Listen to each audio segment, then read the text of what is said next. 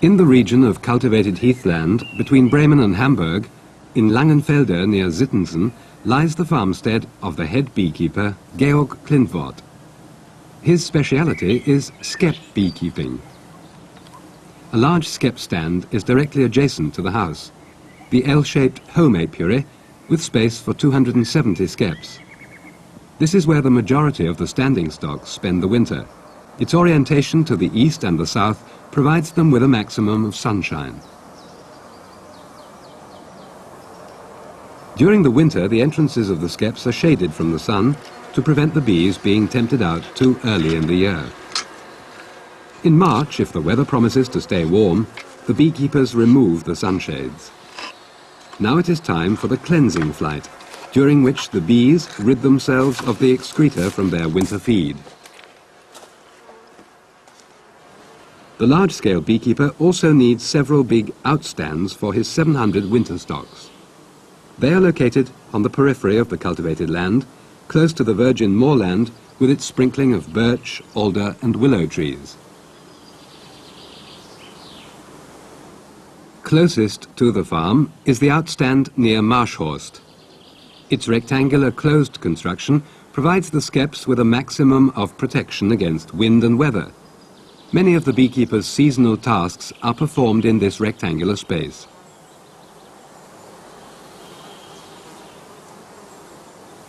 Access to the isolated winter stands is usually quite difficult. The single stand in woodland cover near Twistenbostel is also oriented to face the sun. Care is taken that the bees are able to fly straight out and find dry resting places on the grass in front of the skeps. They have the necessary water supply close at hand.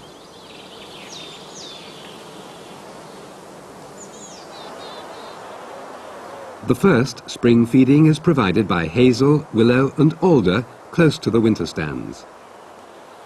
At this third large winter stand near Alpershausen, in the warm sun, the bees are now busily collecting pollen and water to help build up the brood nest.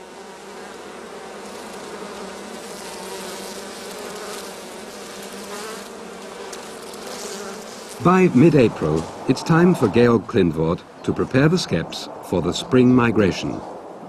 In doing so, he takes the opportunity of inspecting the stocks to assess their condition.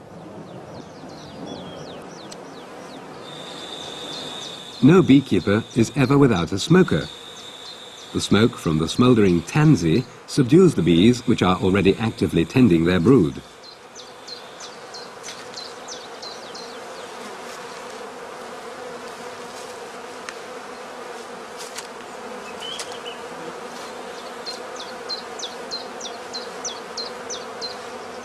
Covering cloths made from gauze or curtain netting are used to seal off the mouth of the skep during transport. They are bee-tight while allowing air to circulate.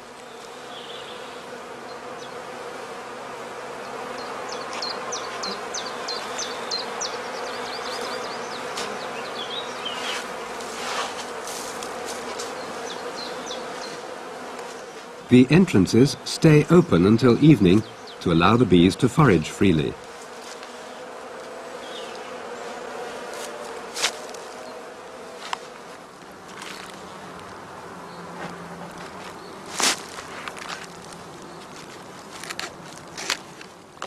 The cloth must not come loose during the long journey. To keep it tight, the corners are twisted up before they are fastened.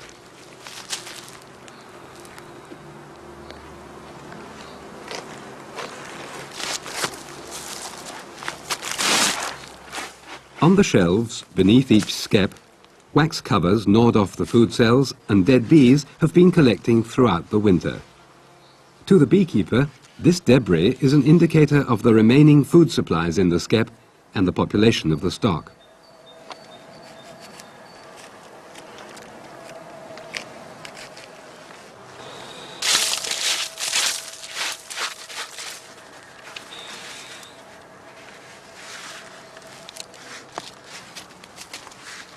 The fact that the bees have built on to the dark old combs at the bottom of the skep to enlarge the brood nest tells the beekeeper that there is a good queen inside.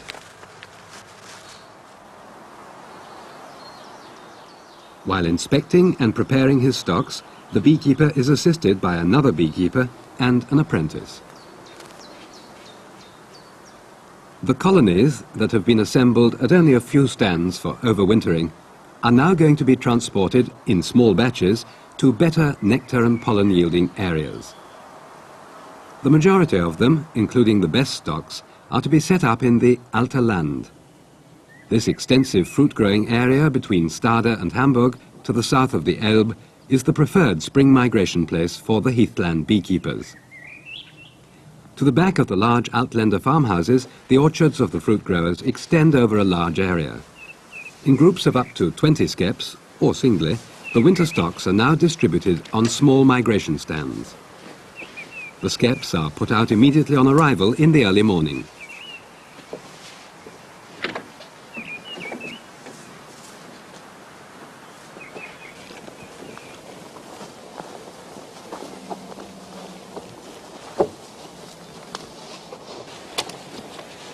Before continuing his journey to the next migration stand, the beekeeper opens the flight entrance, which has been stuffed with moss or grass for transportation.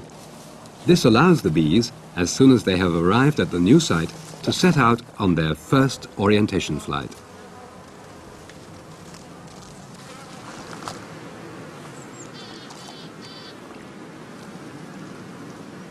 The same day, a portion of sugar candy is placed under each skep as bee food.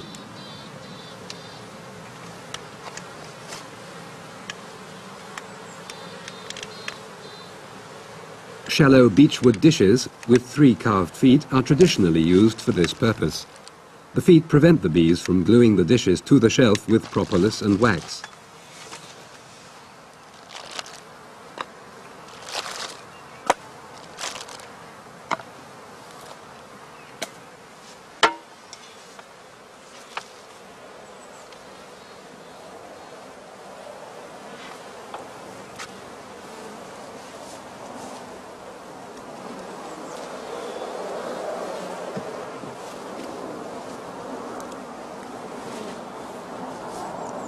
By feeding the bees, the beekeeper tides them over the period of sparse foraging before the fruit blossom is in full swing. He prevents the stocks from being delayed in their early spring development. If food were in short supply, the bees would build fewer brood cells and thus interfere with the queen's egg-laying activity.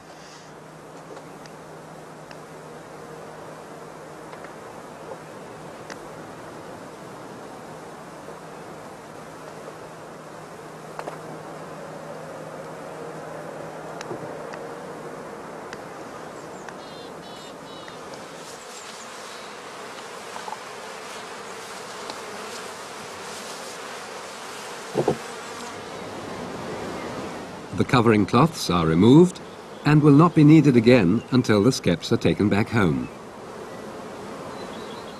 There's an agreement between beekeepers and fruit growers that the stocks migrate to the Alte Land in time for the first flowering, which is the sweet cherry blossom. A fortnight later, the sour cherries are in full bloom.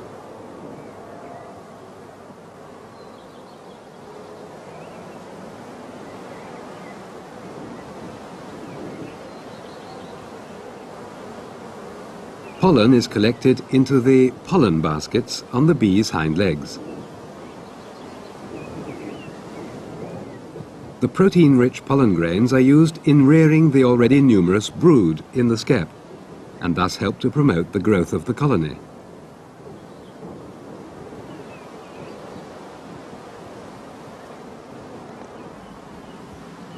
The sugary nectar yielded by the blossoms is the source of energy for the bees in the skep. When the sour cherry blossom is over, the last blossoms to be worked by the bees in the Alte Land are pear and apple. In mature orchards, these trees are planted in long rows, often alternating with one another.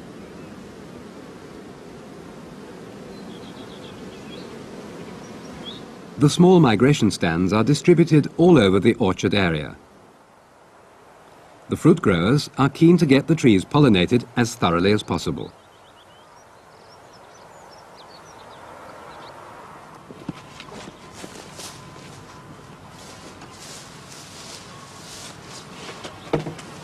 Once a week, the beekeeper inspects the stocks in the migration stands.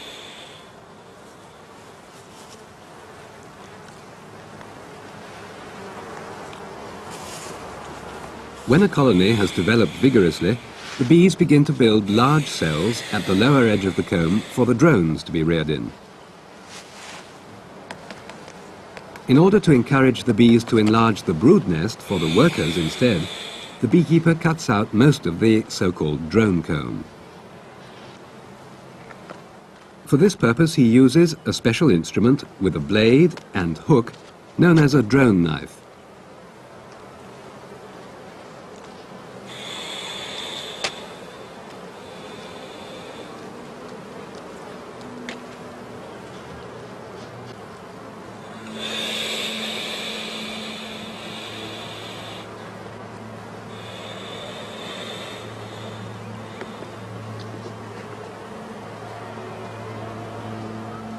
The pieces of comb removed in this operation are collected for melting down to wax at a later date.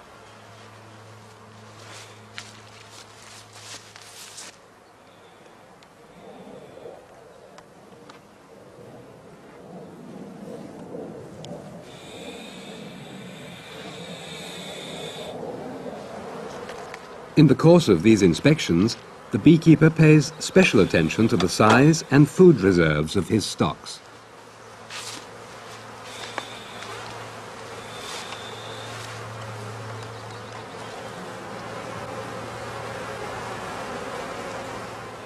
In good years, when the bees have lots of natural food, some of the sticky candy remains behind on the feeding dish. In years like this, the colony develops at a rapid rate, and the first queen cells signal the colony's readiness to swarm. A premature queen cell is being removed here as well.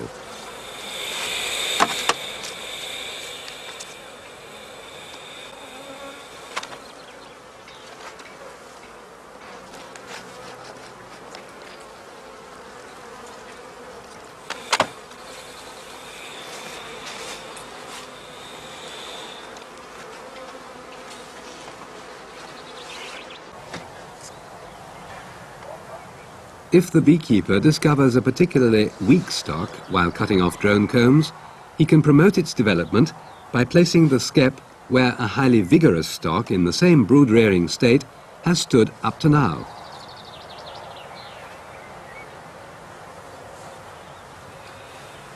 As the foraging bees always return to their accustomed location, this enables the beekeeper to equalize his stocks.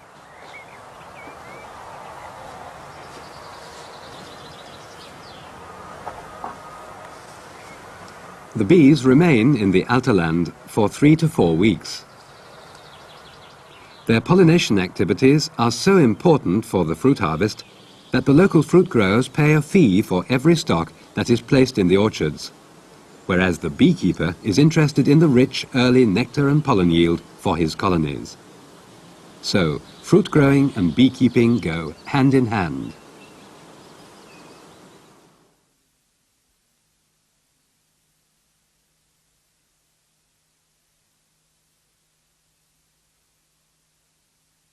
At the beginning of May, food supplies for the bees of the cultivated heathland area are low. The beekeepers living here do their best to tide their stocks over this period by migrating to regions of higher nectar flow and pollen yield. The skep colonies belonging to Georg Klindvort, master beekeeper from Zittensen, were taken to the Alterland near Hamburg on their spring migration. In the extensive fruit-growing region, the bees were able to gather a rich harvest of nectar and pollen for several weeks on end, and the stocks developed vigorously.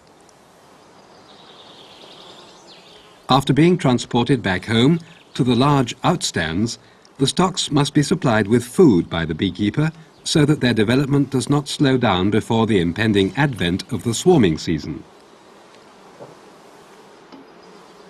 Sugar solution is readily accepted by the bees. The beekeeper replenishes the feeding dishes underneath the skep several times a week.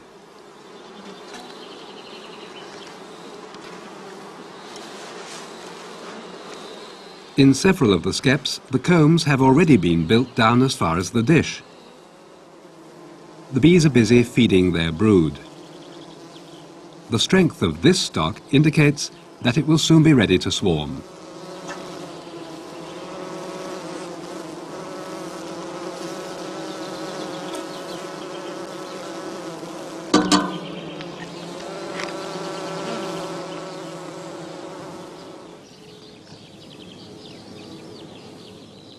During the winter months, the beekeeper had already started extensive preparations for the time when his approximately 700 stocks will swarm.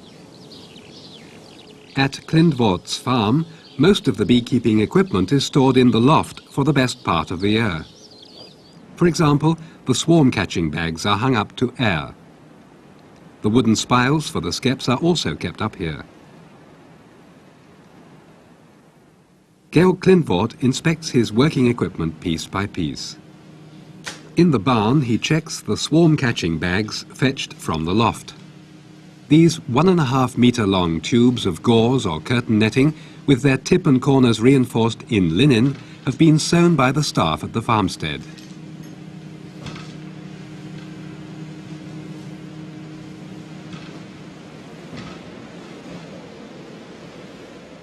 Damaged netting is repaired on the spot by the master beekeeper.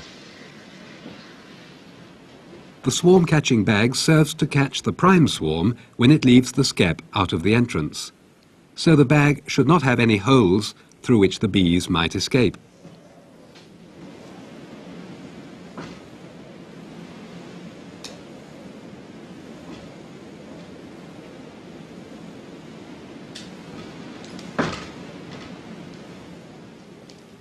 In each case, the beekeeper makes sure that all 4 pins which attach the bag in front of the skep are firmly sewn on to the corners.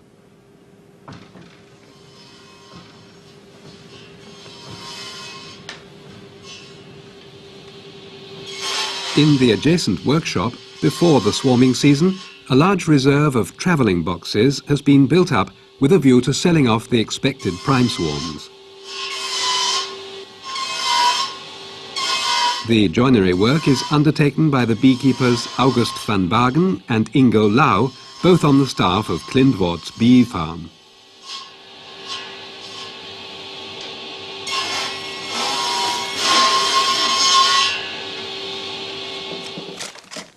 The skeps are given special attention on the part of the beekeeper.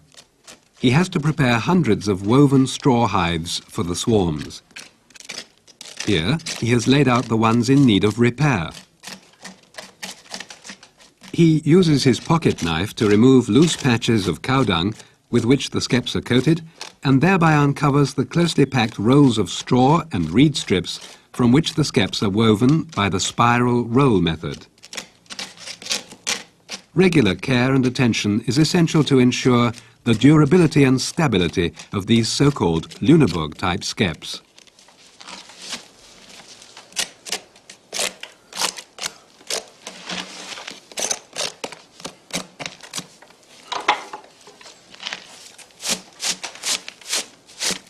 A goose wing serves as a brush in such operations.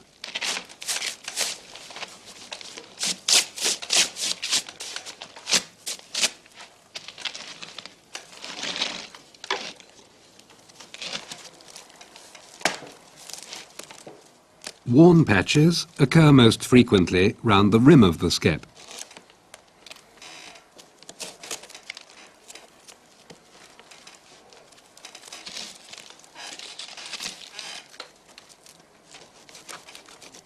It is not always possible to remove the defective wrapping down to the last piece.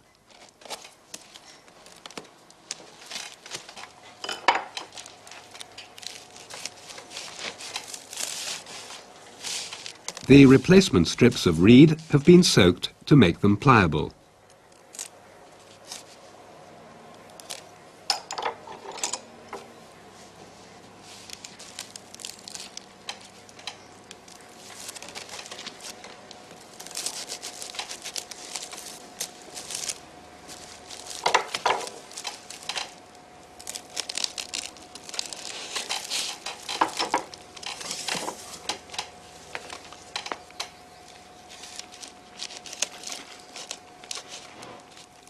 Where larger sections of the edging roll have been broken off, the repair is more complicated. Straw has to be replaced as well. The rye straw used for this purpose originates from special crops grown without the aid of chemicals. Only short, sturdy straws are suitable for skep weaving.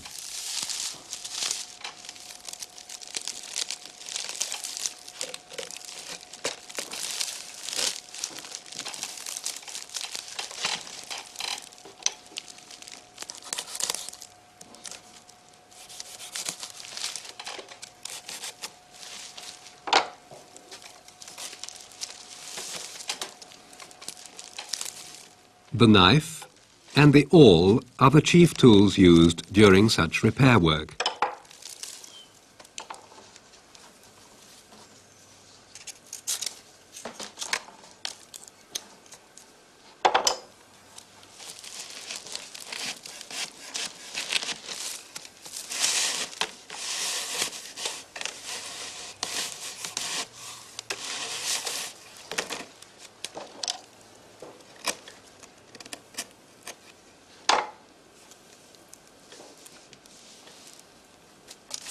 While the top of each new strip of reed is anchored in the roll, the beekeeper cuts the tail off clean after first pulling it tight.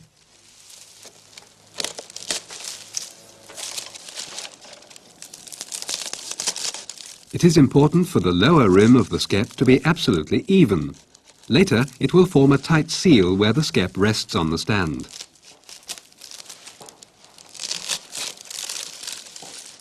Many of the skeps used here are 80 to 100 years old. Skeps used to be made by the beekeepers themselves, but today it's no longer necessary to weave new ones. For a good number of years, Georg Klindvort has been able to buy up large reserves of skeps from abandoned bee farms.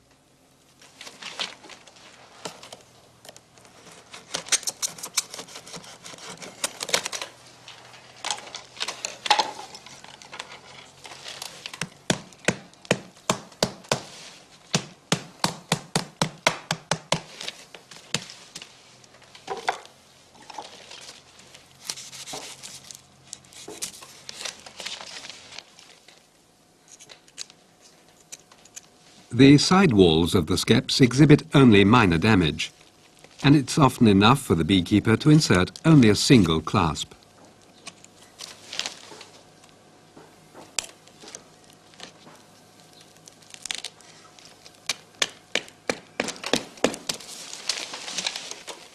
Now the skep has been completely renovated.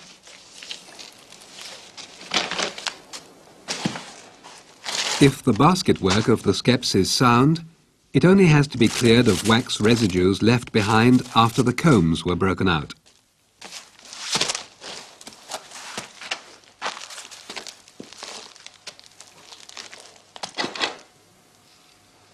In the dome of each skep, 3 strips of foundation comb are now attached. These 7 by 3 centimetre strips of wax, cut out of old combs, are fixed by the beekeeper with a mixture of hot wax and fir resin. They serve the bees as a base on which to orientate their new comb building.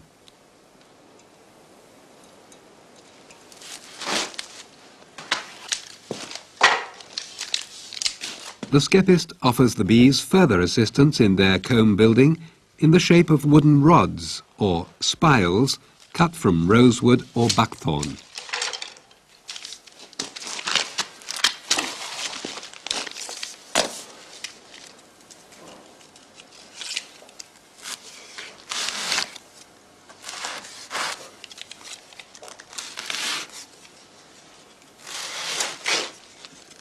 Into each skep, he pushes 6 of these pointed spiles at regular intervals through the walls of the hive.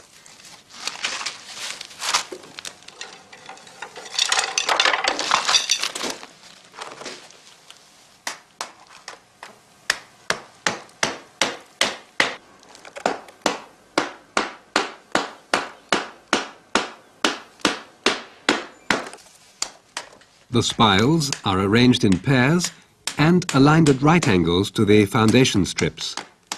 The bees build all around the spiles and stick the combs to them. This gives the honeycombs the stability required to withstand frequent movements of the skep.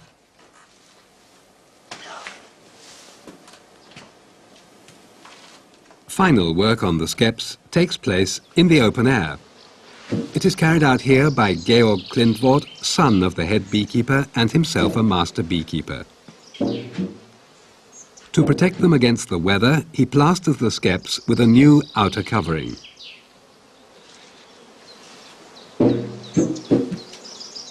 The most suitable material for this protective coating is cow dung, collected on the fields in springtime.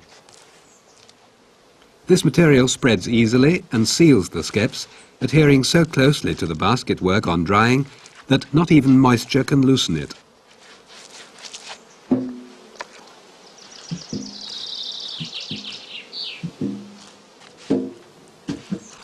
Closing the entrance with dung prevents parasites from nesting in the skep while it is drying on the shelf in the stand.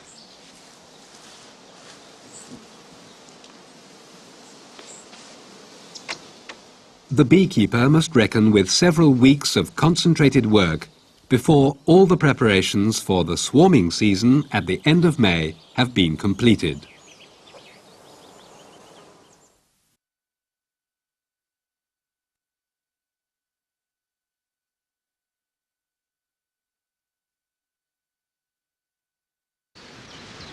It is early June in the cultivated heathland area between Bremen and Hamburg. For the heather beekeepers on the Klindvort's bee farm, the season of most intensive work now begins.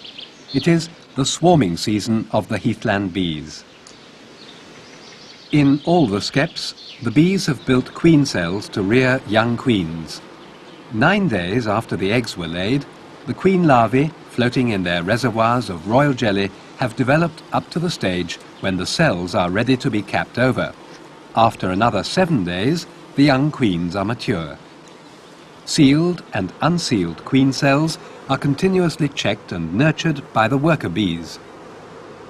Soon after the first queen cells have been capped over, the old queen leaves the skep together with a few thousand workers to found a new colony. If a prime swarm is not prevented from flying, it first settles close by, preferably under overhanging branches, where it forms a dense cluster.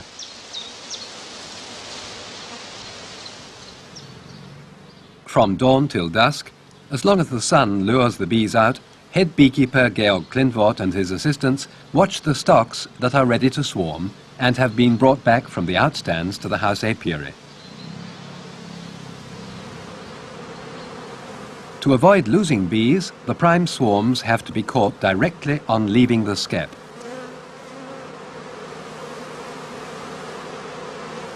The experienced beekeeper can tell from their behavior at the entrance whether the bees are about to swarm. So he has to keep a continual watch on the flight entrances.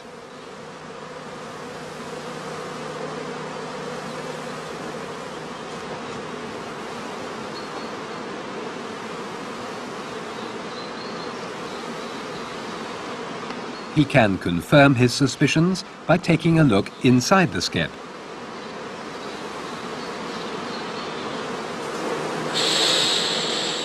A large number of queen cells, some of which have already been capped, indicate that the stocks in these skeps are prepared for swarming.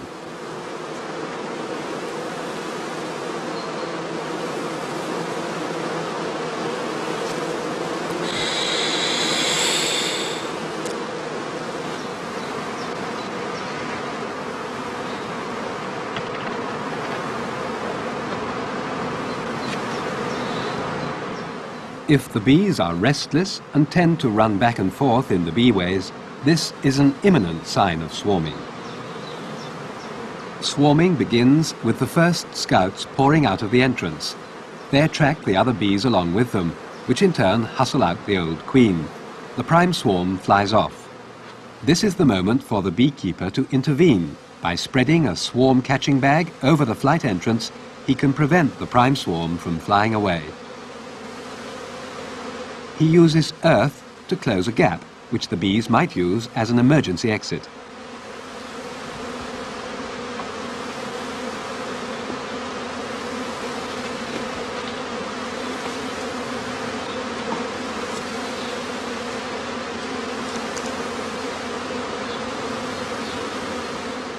Each swarming skep is marked with a leafy twig or a wooden tag.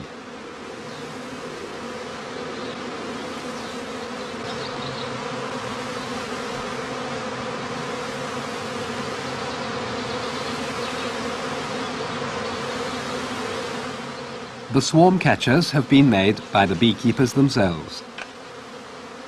The bees are encouraged to enter the bag by raising it slightly above the level of the flight entrance. Otherwise, there is danger of the bees withdrawing into the skep again.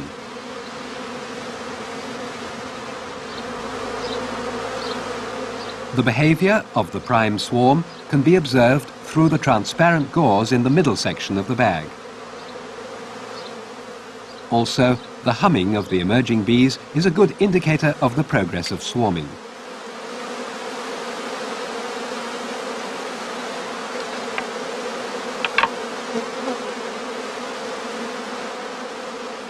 Every gap between the skep and the stand, which the beekeeper notices on his control rounds, is immediately sealed. It's usually sufficient to surround the base with a cord.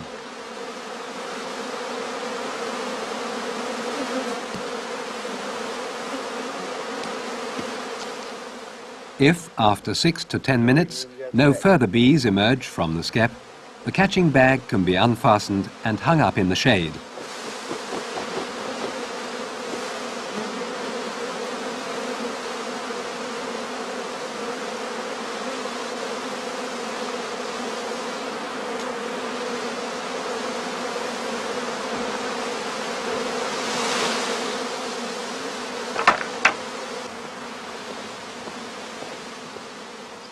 Under the shade of the shed roof, the bees gradually calm down.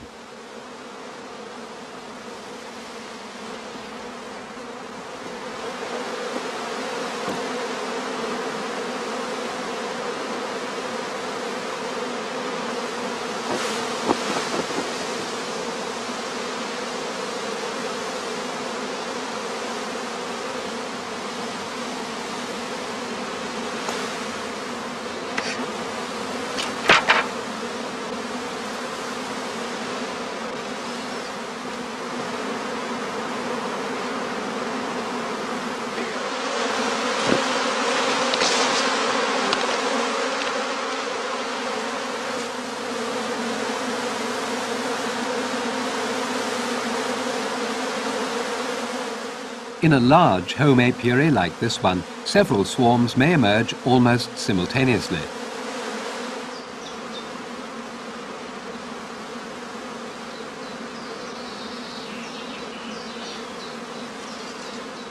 The experienced eye of the beekeeper can detect the first signs of swarming even at some distance and distinguish them from the customary warm weather activity at the flight entrance.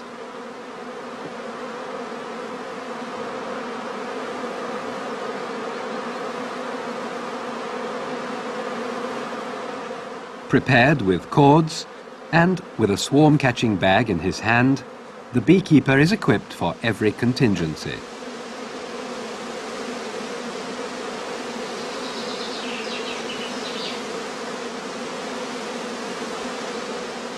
Warm, sunny days and humid weather in particular encourage the bees to swarm. On such occasions, anything up to 50 prime swarms might emerge at the Kleindienst-Andrée's home apiary on a single day.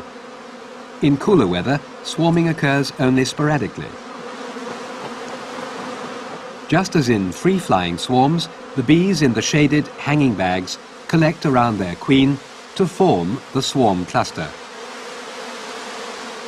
If, on the other hand, the bees continue to move about restlessly while humming loudly, the queen is obviously absent. A queenless swarm will be released so that the bees can return to their home skep.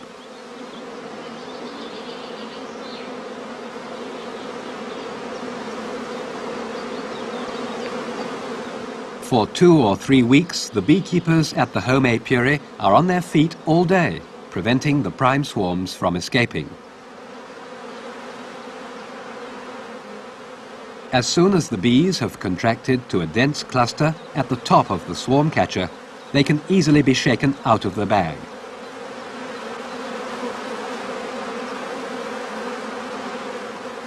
During the course of each swarming day, the prime swarms are packed in travelling boxes.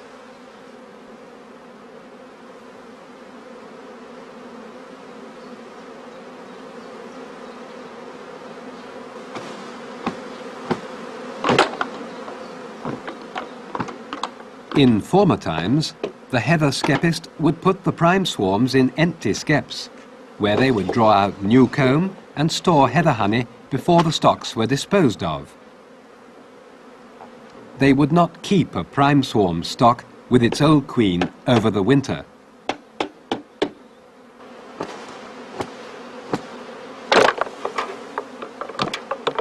Today, the sale of prime swarms is a guaranteed source of income for the Kleindienst apiary.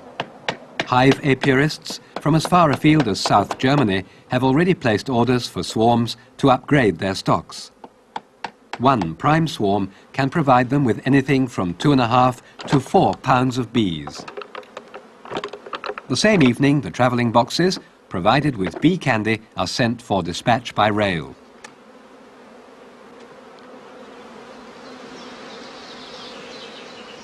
If no further prime swarms can be reckoned with today, all the swarmed skeps are covered over with transport cloths made of gauze.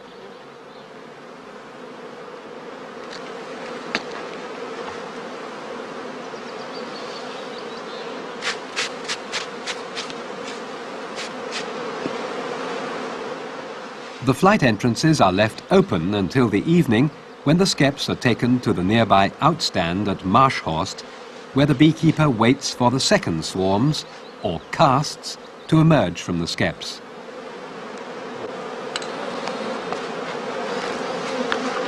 The empty spaces will be filled with further swarming skeps taken from the other outstands. Depending on the number of overwintered stocks, the Kleindienst bee farm can reckon with anything up to 700 prime swarms in a given swarming season. To encourage swarming, all the other stocks in the home apiary are fed with sugar syrup, which in the old days used to be laced with a little spirits. This is because only well-fed bees are prepared to go swarming.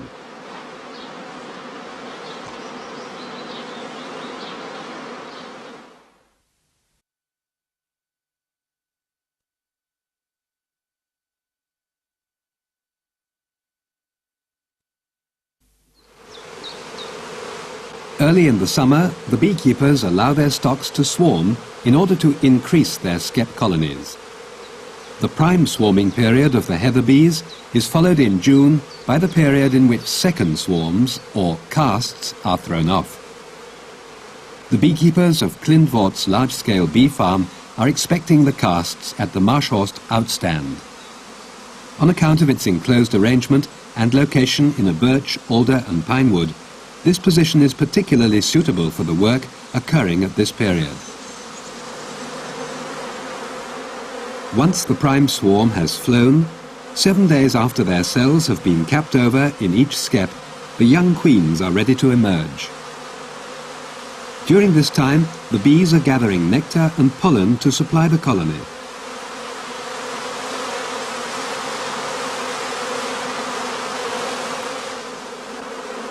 The bees are now restless and run back and forth in the beeways. Some individuals are occupied in uncapping the cells containing the fully developed queens. Immediately on emerging, the young queen surrounds herself with bees in order to leave the skep. The first cast is thrown off about 7 to 10 days after the prime swarm, headed by the old queen, has migrated.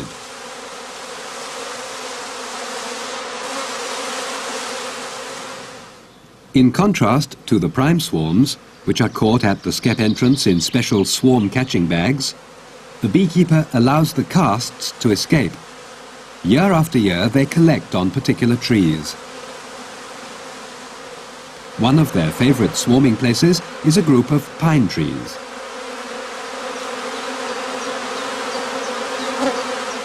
Under their branches, several of the casts, each weighing 1 to 1.5 pounds, collect together. They collect to form a swarm cluster of increasing size. The queens of the various different casts find their way to the outside. Now is the time for the beekeeper to act. With a jolt, he shakes the swarm clusters into a catching skep. While the skep is resting on the ground, the bees again congregate around the queens inside it, consolidating once more into a cluster.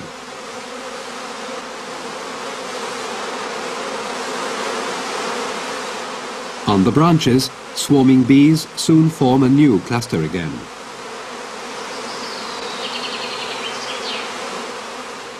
The beekeeper collects the casts at regular intervals.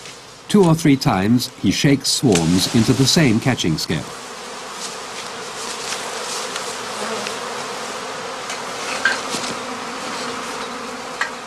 In the course of the swarming day, the casts increasingly tend to collect directly at the stand or in the immediate vicinity.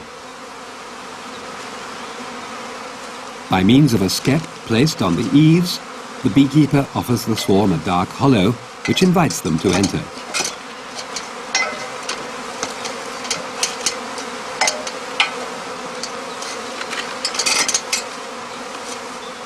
All day long, for several weeks on end, the master beekeeper, Georg Klindvort Jr., never stops dealing with the casts. Swarm clusters should never be left on their own for too long, otherwise they will fly off to permanent quarters. Collecting skeps are smaller, lighter straw vessels without plastering. The entrance is stuffed up.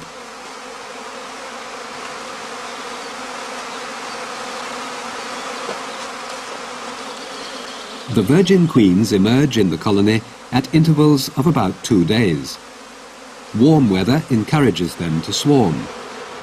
If, however, bad weather delays their swarming, a particular noise known as tooting is a sure sign that further queens are ready to emerge.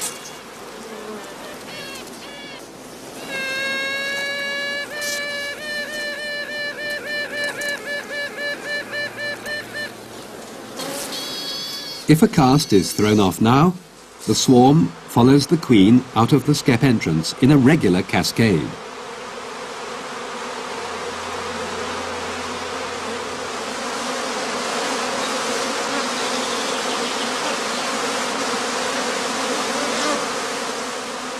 As more and more swarms are thrown off and collect under the branches and the eaves, the beekeeper assembles the filled catching skeps in order to provide for the casts.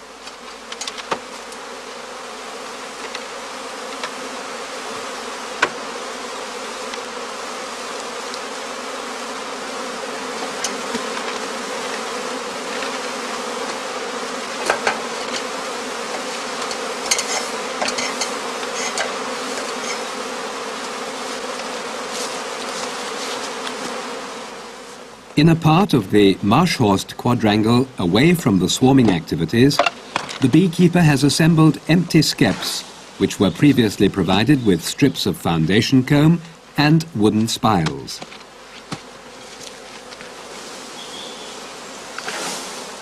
He fills each skep with about 2 wooden platters full of cast bees.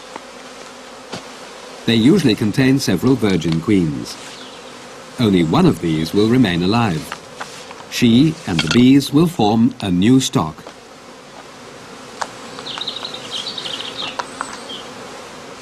To prevent the bees dispersing again, the skeps are immediately sealed bee-tight with covering cloths.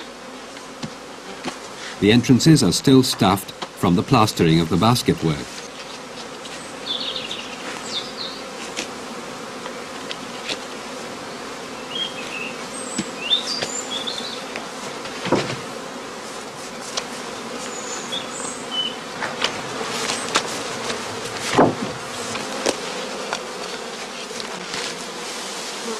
Second swarm bees are also filled into skeps containing old comb without honey or brood.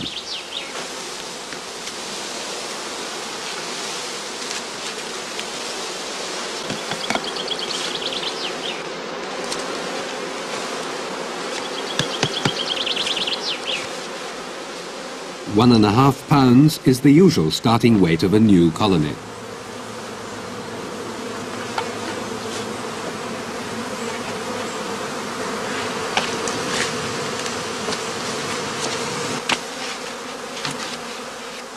To ensure good air circulation and temperature equalization, the apiarist first lays the skeps on their sides on the shelf.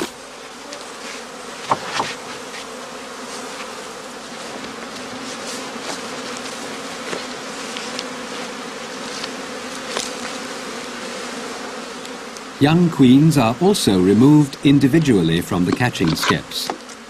Together with a small number of workers, they are transferred to specially made wooden nucleus boxes named Kleindienst-Andrées after their designer, so that they can form small, temporary colonies. As soon as the beekeeper has supplied each box with a ladle full of bees, he starts to search for the queens among the throng.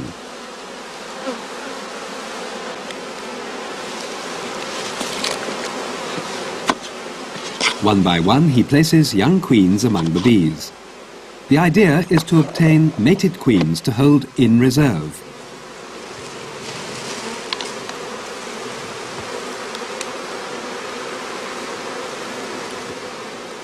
During the 3-week cast swarming period, about 200 boxes are filled in this way at Kleindienst-Andrée's bee farm.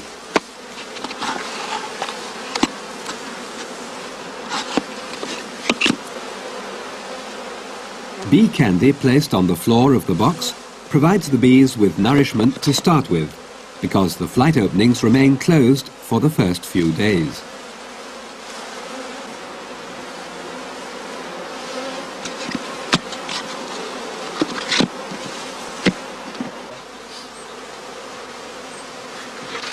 The casts, transferred to skeps, have meanwhile settled down quietly. About 24 hours later, towards evening, the beekeeper places the skeps upright. As there is now no danger of the bees departing again, he opens up the entrances that have been stuffed with cow dung.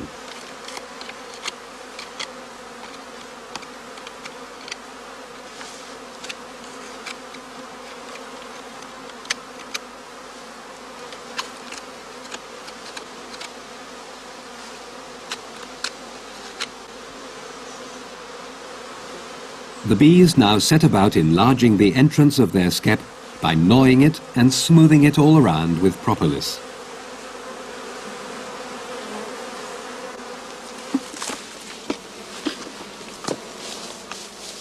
The sealed nucleus boxes are set up in the open 3 days after they have been filled.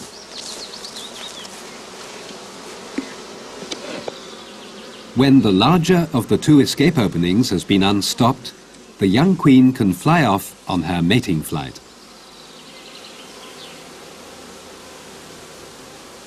The spacing between the boxes makes it easier for the bees and their queen to find their way back to their own place.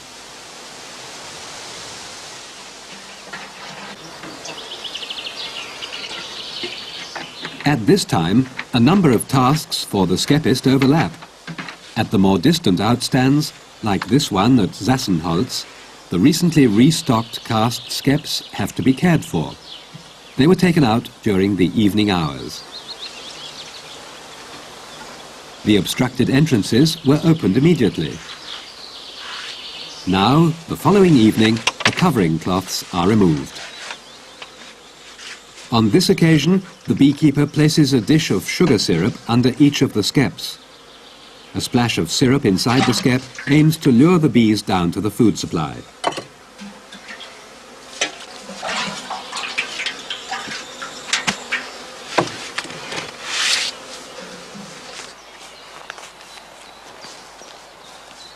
After standing undisturbed in the open for a few days, the boxes are inspected for queen ripeness. Well built up combs, brood cells filled with eggs and the first honey indicate to the beekeeper that he can rely on a mated queen here.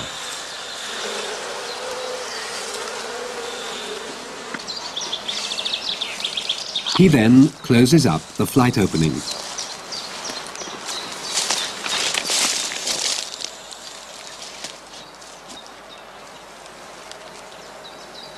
The second nursery colony is also queen-right and therefore augments the reserve of usable queens.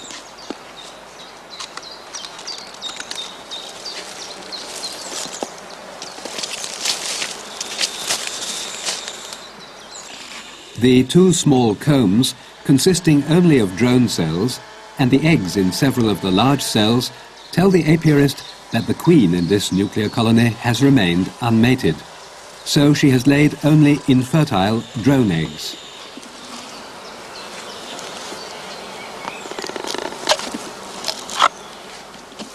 On average, he finds positive results in 3/4 of all the boxes. If a box has been deserted by the bees, he concludes that the young queen has gone astray. As work continues, the beekeeper allows 2 to 3 casts to swarm out of each skep in the Marschhorst outstand until 10 to 12 days after the prime swarm, he takes action.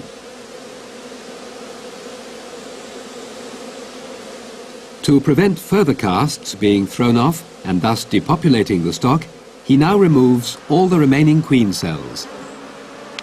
The stock is said to have been superseded. Queen cells still containing virgin queens are laid aside for the time being. Furthermore, he cuts the comb edges off about 15 to 20 centimeters from the opening of the skep. In this way, the bees receive more space to build up new combs, which they can fill with honey.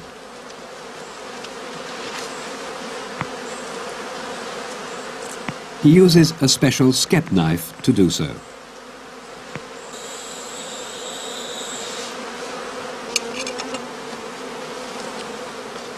To ensure that a superseded stock has a queen, he finally opens one of the queen cells he has removed and allows a virgin queen to rejoin the colony. He makes sure that she is perfectly developed.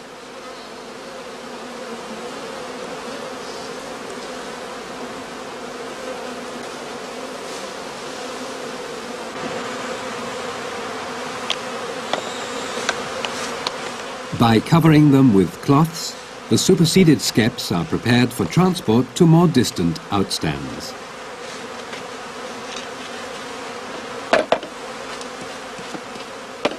Skep by skep, the beekeeper works through all the 700 colonies of his apiary. In this way, he gives them the best possible start for heather honey gathering from these skeps.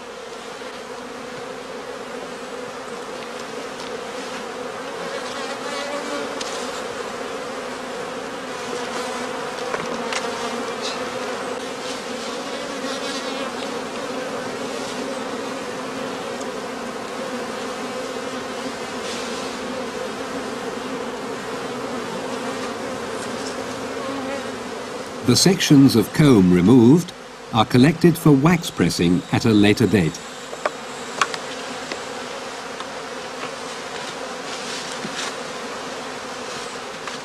Just like the casts shaken into skeps, the superseded stocks also need repose and the proximity of good foraging grounds for favourable development. Their young queens make their nuptial flight at this time. It may happen that a queen fails to return to the skep and the colony becomes queenless. In this case, the heather apiarist can have recourse to the mated queen in one of the Kleindienst-Andrée nucleus boxes.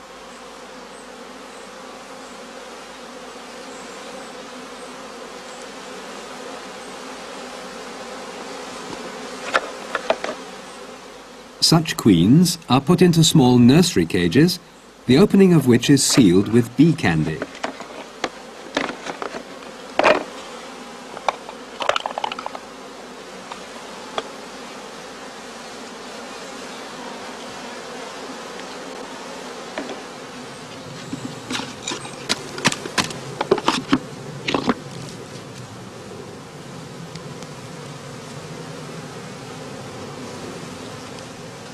These so-called queen cell cages are made by the beekeeper himself out of willow wood.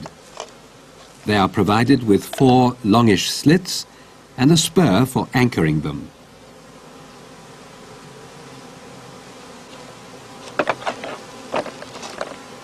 The beekeeper takes a number of filled nursery cages along with him when he inspects the superseded colonies on the outstands. If he is uncertain whether a stock is queen-right, he cuts a wedge-shaped piece out of a comb in the middle as far as the brood nest. He inspects it thoroughly to see whether the queen has laid eggs in the cells. If he is unable to detect any eggs, he must assume that the queen remained unfertilized or has been lost. A stock in this condition is provided with a new queen by fixing a queen cell cage inside the skep. The bees of the colony get into contact with the queen via the slits, and, if she finds acceptance, they eat their way through to her and gradually release her. The skep is provided with a sticker.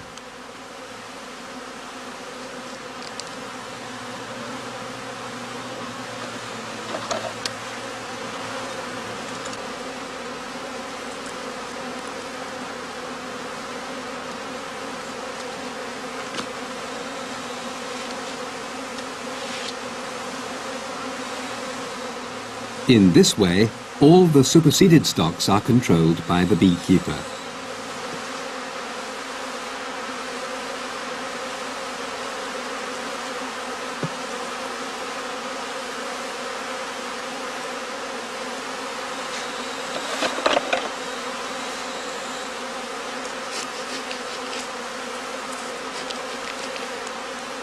This test proves positive.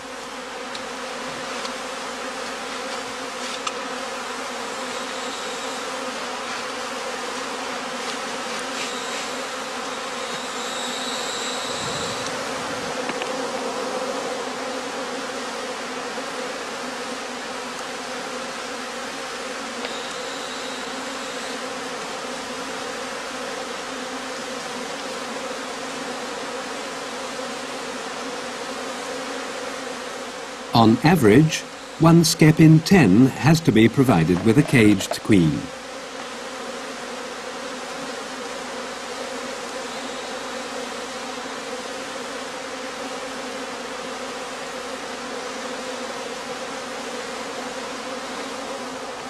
In front of the accustomed standing ground, returning foragers are already waiting to carry their supplies through the entrance.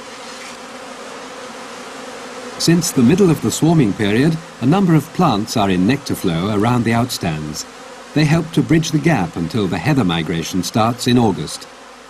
In the vicinity of the outstands, the bramble blossom attracts the bees in the wood.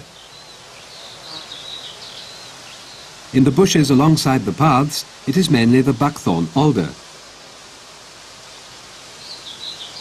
But honeysuckle is also a favourite here. Out on the pastures and field margins, thistles and white clover are particularly important. In former days, buckwheat crops provided the main source of forage for the heather bees at this time of year, and additional feeding of the late casts was unnecessary. In fields and at the wayside, the bees now prefer cornflowers, as well as, in particular, chamomile as a source of nectar and pollen. When the foragers return with this load, they are able to communicate information about the source of nourishment as soon as they reach the skep entrance.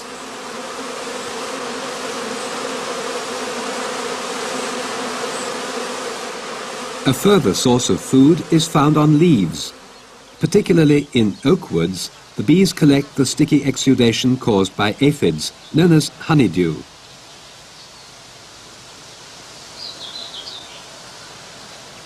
The bee farm's colonies are distributed over 6 permanent outstands located along the margins of the cultivated land. About 30 cast colonies occupy the stand near the Alpershäuser moor.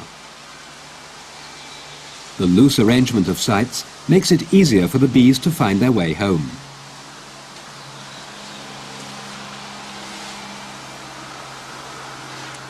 Here the beekeeper is checking their progress.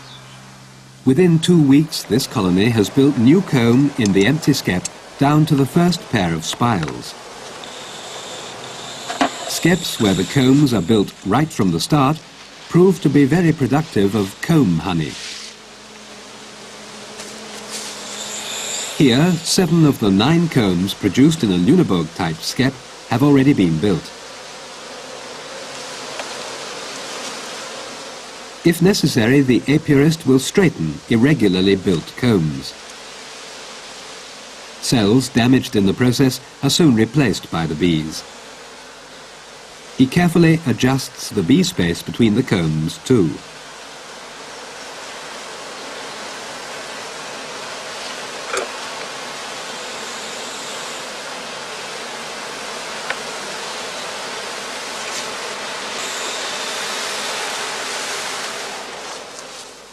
Some stocks have already built their combs down to the center pair of spiles and laid out all 9 combs.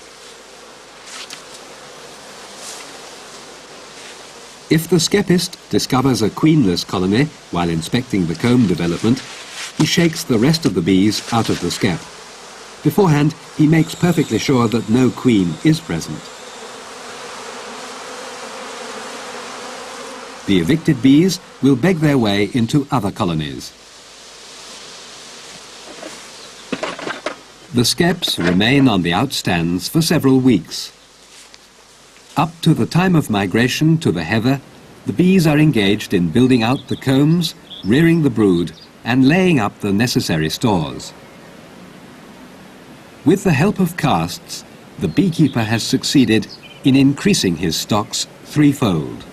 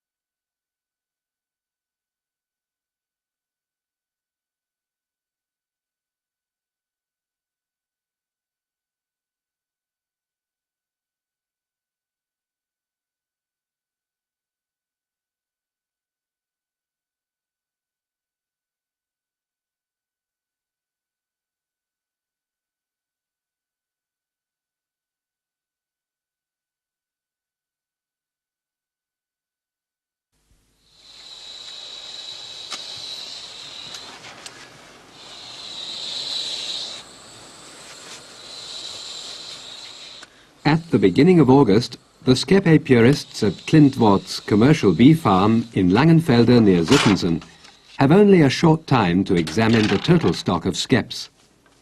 Since the end of the swarming time, they have assembled about 1,500 heather honeybee colonies on several large outstands. 100 skeps are positioned on the stand at Twistenbostel, about 18 kilometers from the bee farm. The bees in the newly reared cast colonies and the original stocks have increased in the skeps during the past 6 to 8 weeks and built out their combs. The beekeepers are taking an inventory of the state of their stocks, while at the same time preparing them for the migration to the chief honey flow of the year.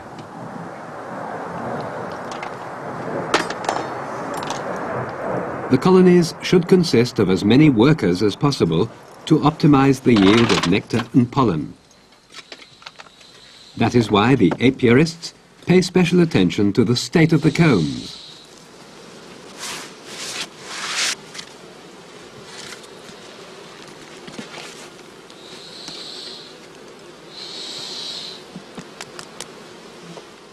Any queen cells laid down in the meantime, and all drone comb sections are removed. The reason is that drones and new queens are superfluous in a colony with a mated queen.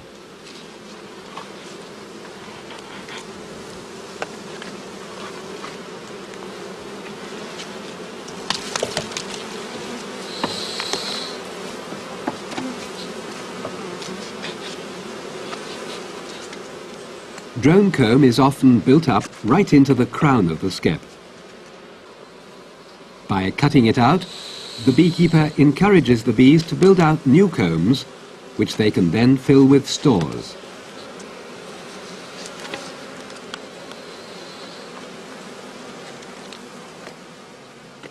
After inspection, the skeps are covered with light cloths which allow air to circulate. They are to be transferred this very evening. Besides the young master beekeeper, Georg Klindvoort Jr., the two assistant beekeepers, Elke Bullman and August von Bargen, are at work here. All available staff at the bee farm have to join in this major operation. After a while, the master beekeeper himself, Georg Klindvoort Sr., joins them. At the time of filming, he was 71 years of age. He started beekeeping with only 70 winter colonies 50 years previously.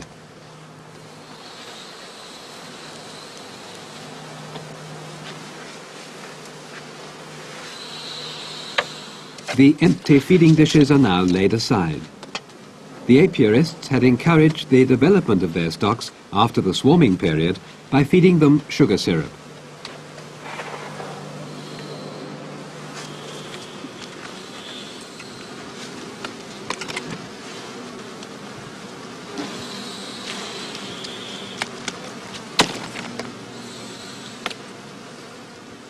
In the pieces of comb removed, one can see drones in all stages of development. Fully developed drones, just about to emerge from their cells, and larvae. Without being fed by the nurse bees, they will soon die. The pieces of comb are meticulously collected together. As soon as the beekeepers find time, they will be pressed to summer wax.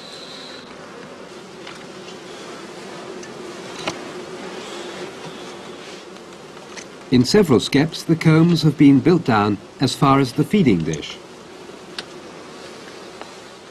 Straws, which serve the bees as landing places in it, are also removed.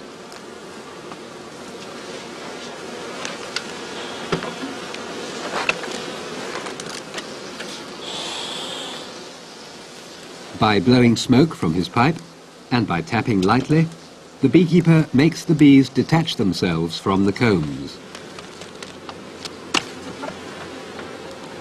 It is important to work quietly and gently to avoid frightening the bees.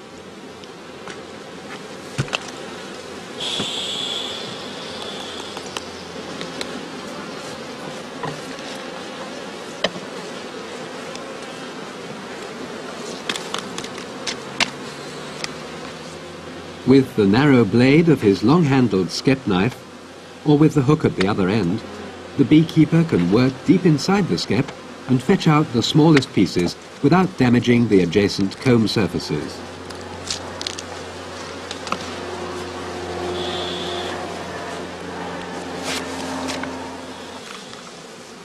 The square gauze cloths have to be pulled tight round the perimeter of the skep to prevent the bees escaping from the basket in transit.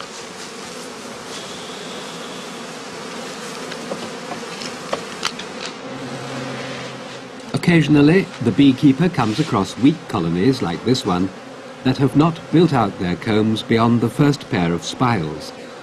As it is not worthwhile taking a stock like this to the heather, he leaves the skep open. In addition, he marks it with a twig or with a wooden sticker.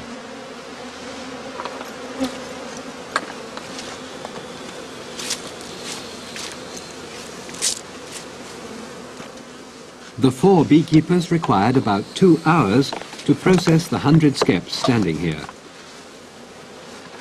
After a short break, they will proceed to the next outstand.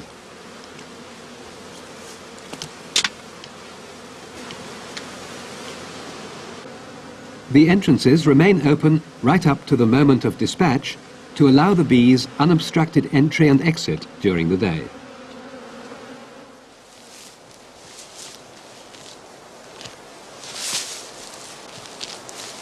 For stuffing the entrance holes, the beekeeper is looking for suitable pieces of moss in the vicinity of the stand. He places it ready in spaces on the shelves. On other stands, he makes use of grass as well.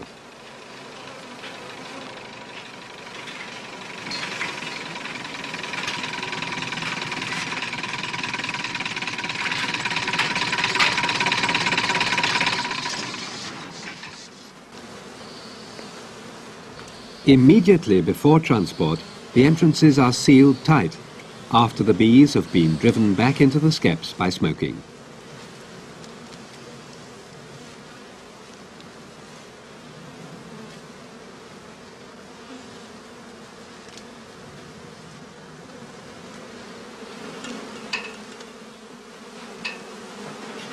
Bees which were still out foraging will beg their way into other colonies and thereby increase their strength.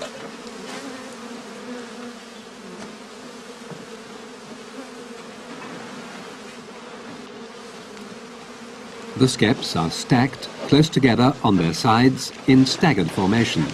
Sudden movements and rolling from side to side have to be avoided so that the bees do not panic and the basket work of the skeps is not damaged. As the comb sections are arranged vertically, jolts during transport can be quite well absorbed.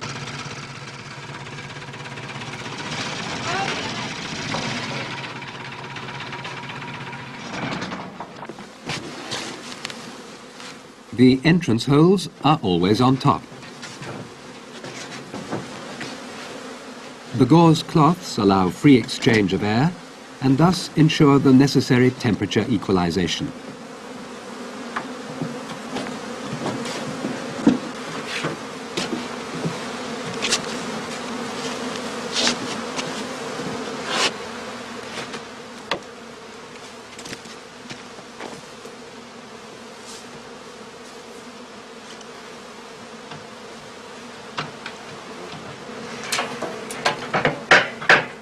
The small number of skeps left on the outstands will be collected up to enable the beekeepers to look after them more easily on one stand. Very weak colonies are united or later added to another colony.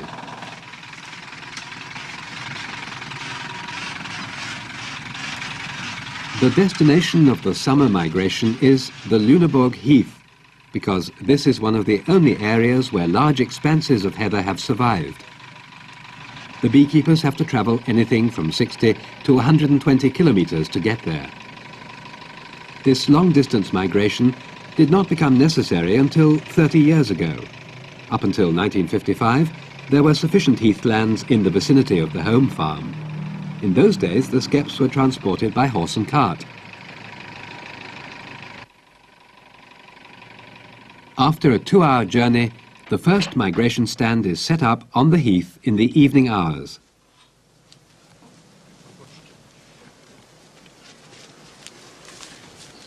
The heather stands are vital to the skep apiarist. All his efforts so far this year have been directed at getting the bees to harvest heather honey. All the foraging, the feeding to tide over gaps in nectar flow, and all the other beekeeping measures have served to increase the number of colonies and to promote their development up to the heather flowering time.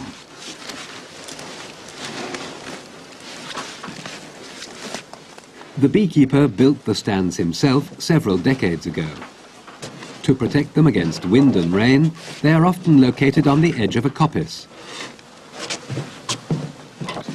They are aligned east or southeast so that the skeps catch the earliest sunshine.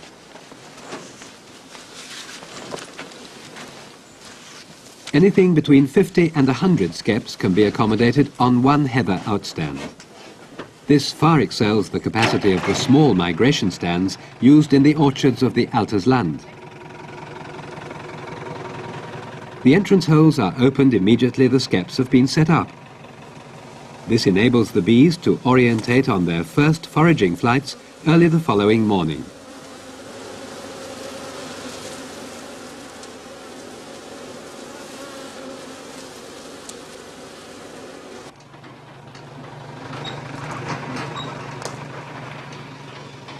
A second heather outstand is filled with the skeps loaded near Twistenbostel. Both stands are situated in the southern part of the Lüneburg heath near Meinholz.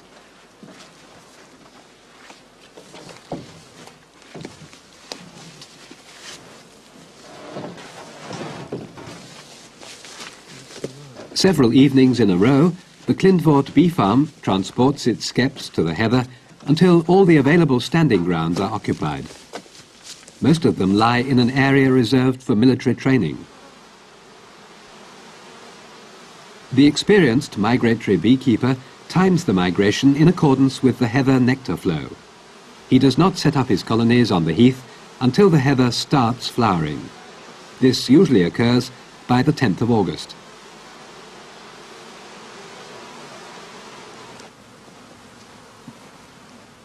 After the shake-up during transportation, the bees need some time to settle down in the skeps and get accustomed to the new location. When the master beekeeper visits his stands the following day, he takes care to protect himself very well at first. There must not be a single gap between veil and jacket.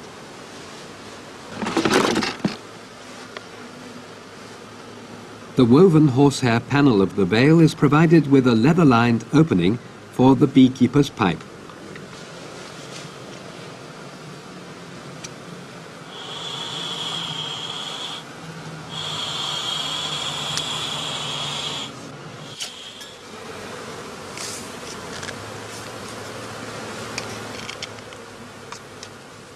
Up until the time when the heather is in full blossom and nectar flow, the bees need feeding to tide them over the gap. A shortage of food would impair the queen's laying activity and endanger the brood in the nest. And as one has to reckon with substantial bee losses in the heather anyway, lack of food would considerably weaken the stocks.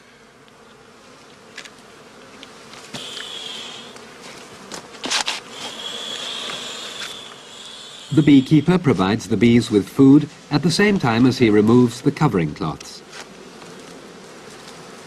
On the home stands, he uses feeding dishes and wooden platters for the sugar syrup or honey water.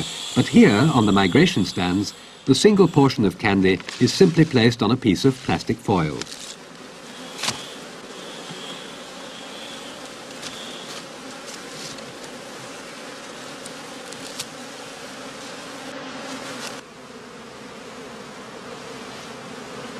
On a hot August day like this, the beekeeper cannot hold out long under his veil. He takes advantage of the opportunity to stuff his pipe again. Dried tansy leaves are used for this purpose. Each colony receives a portion of about 2 pounds of sugar candy. This bee food takes some time for the bees to assimilate, so they have provisions for several days without a surplus of food occurring, which the bees would put away in their combs.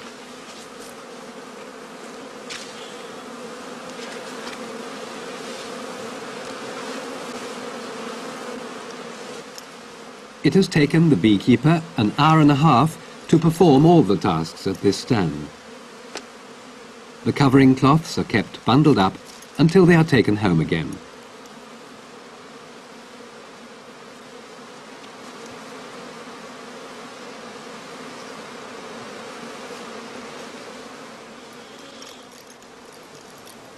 A fortnight later, in the second half of August, the heather is in full bloom. In good weather, the bees now find plenty of pollen and nectar in the blossoms of Calluna vulgaris, the heather.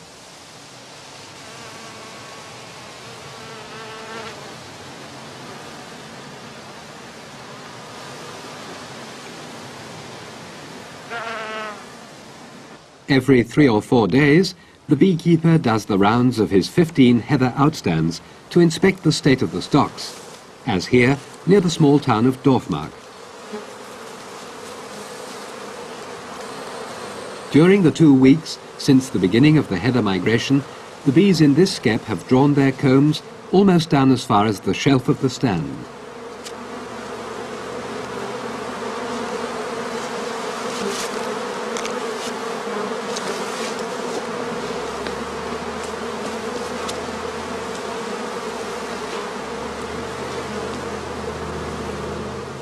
In sampling the skeps, the beekeeper is keen to see whether the bees are already storing honey.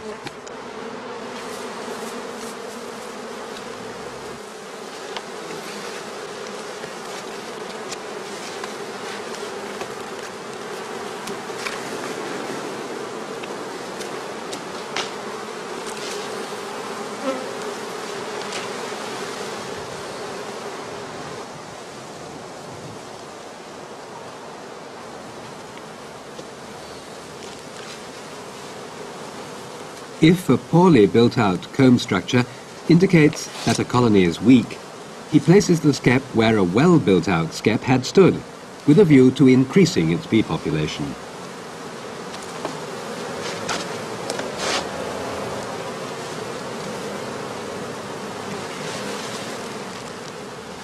The weaker colony is strengthened by the foragers of the previous strong stock returning to their accustomed location. To optimize the honey harvest, all the skeps should be equally populous and well built out.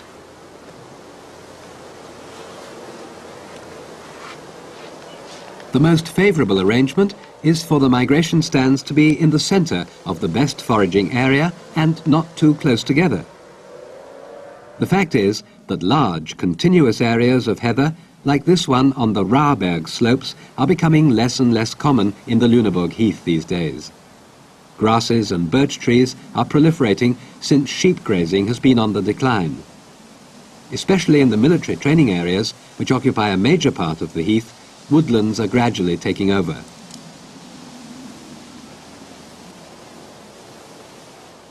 To avoid over-foraging the heather crop, the migration beekeeper has to obtain a new license every year from the local authority responsible for the area, permitting him to use the stands and stipulating the number of skeps he may set here.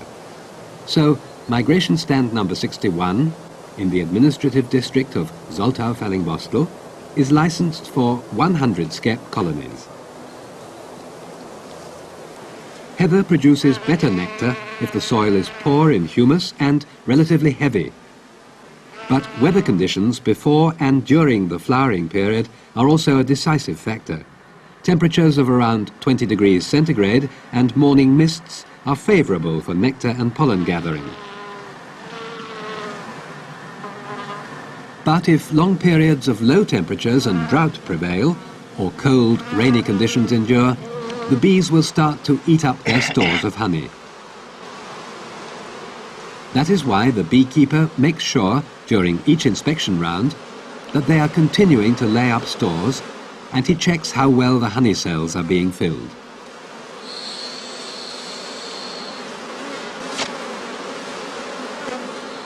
The skeps have been standing in the heather for 3.5 weeks now. If favourable conditions endure, the beekeeper will let his bees work for him for a further week, before taking the stocks back to the bee farm around the 15th of September.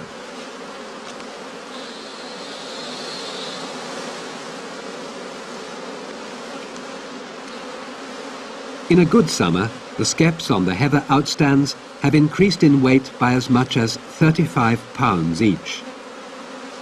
Their combs now contain the heather skep apiarist's entire year's harvest of honey. After the bees have been shaken out at the home farm, the beekeepers will start to break the combs out of the skeps and harvest the honey.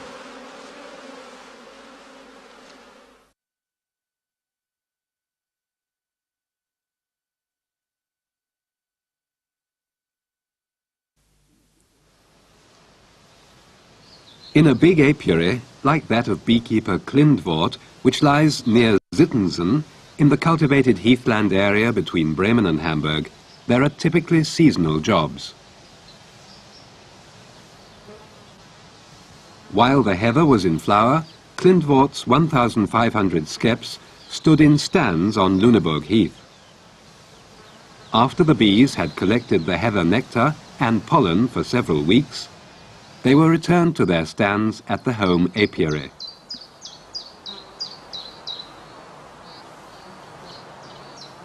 In nearby Marschhorst, there are about 400 skeps. Those to be overwintered are selected, and those from which honey will be harvested are prepared.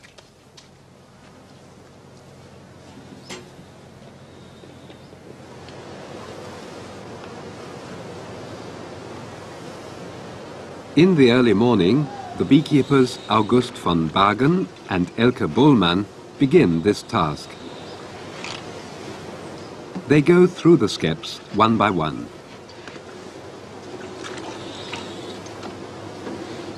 In the skeps from which wax and honey will be harvested, the bees are sprayed with sugar solution.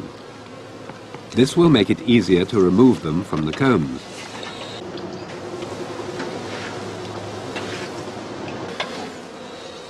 If the heather flowers gave a good honey harvest, the bees will have built, as shown here, their combs completely to the underside of the skep and already sealed the cells full of honey.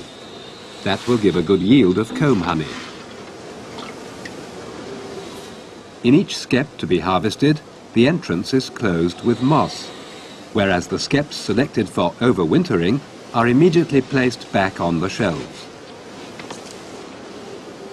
Sometimes the old dark combs are found inside the skeps, and no newly built light combs.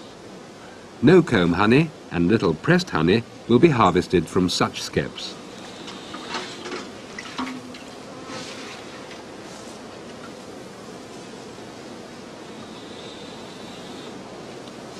Often, the neighbouring skep is entirely differently built up, reflecting the condition of the colony and the richness of the honey flow where the hive comes from.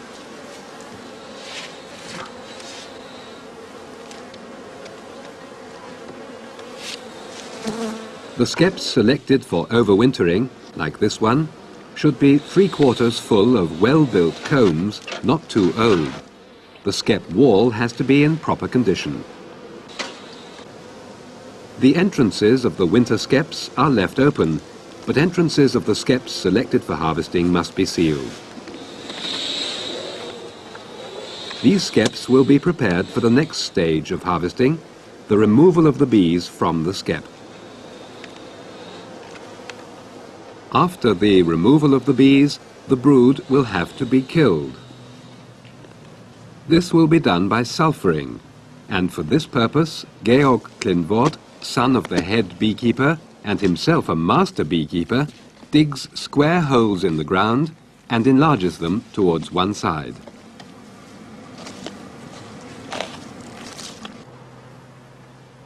He stuffs moss around the edges to make the join airtight.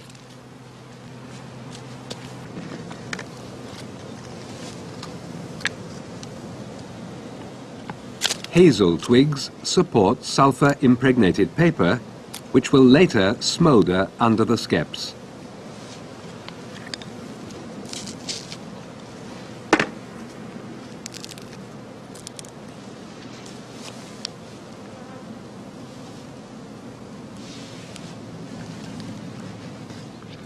Altogether, he prepares 5 holes in this way. The process of removing the bees is aided by the use of an elastic empty skep. Only skeps bound with cane are usable here. The skeps are bounced rhythmically in order to drive all the bees into the empty skep.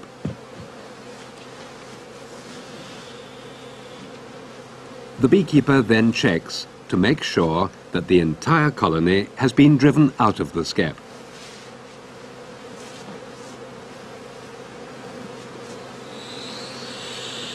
He calms the bees with smoke from the beekeeper's pipe.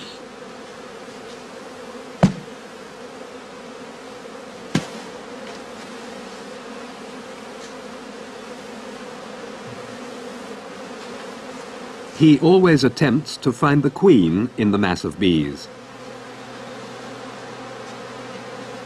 Bees from such a colony with their queen will then be added to a previously selected skep in order to increase its population.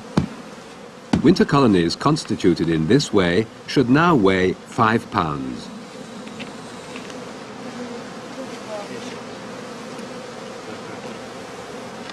The skep to overwinter is then returned to the stand, while the skep, earlier emptied of bees, is brought to the sulphur holes by farmer Jan Klindvoort, the beekeeper's brother. Nearby, Georg Klindvoort Jr. and his father are also cooperating. The old beekeeper frequently checks the insides of the skeps, which hold the proceeds of the year's work.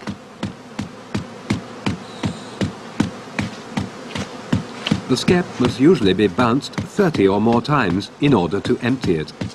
This work requires not only physical strength, but also skill and experience. Breaking the combs has to be avoided. Patience is needed in the search for the queen. The beekeeper would bounce the skep once more if no queen were found.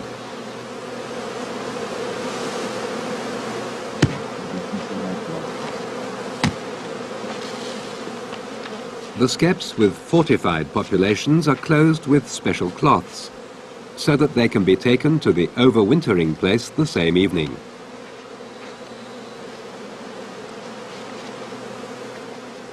Whilst August, Georg and Elke go through the shelves one by one, the old beekeeper personally sulphurs the first skeps.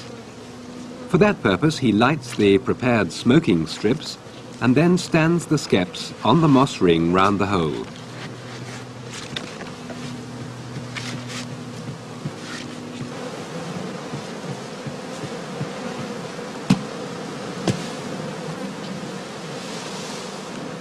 Bees removed, that the beekeeper does not want for his overwintering skeps, are collected in an empty skep reserved for sale.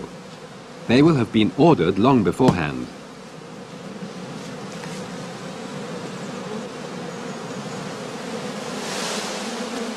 In order to work on the 60 skeps here in the Marschhorst stand, the operators require half a day with 5 people working.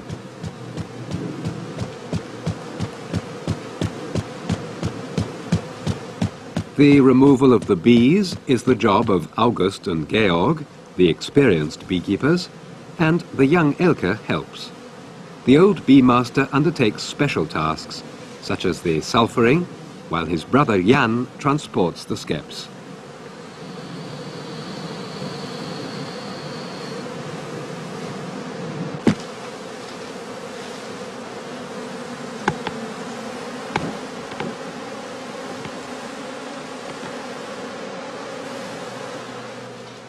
As soon as several colonies have been assembled for sale, the beekeeper fills them into crates.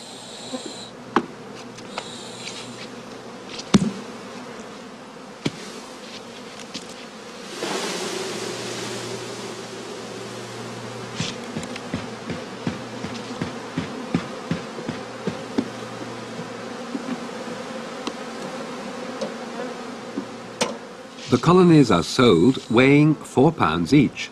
That makes about 20,000 bees per colony.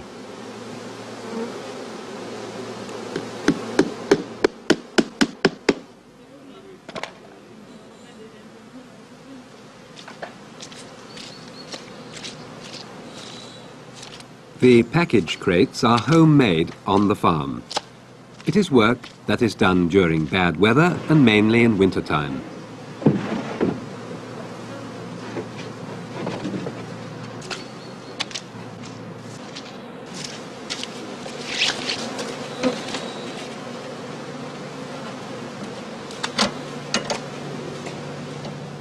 the individual weight of every crate has to be taken into account.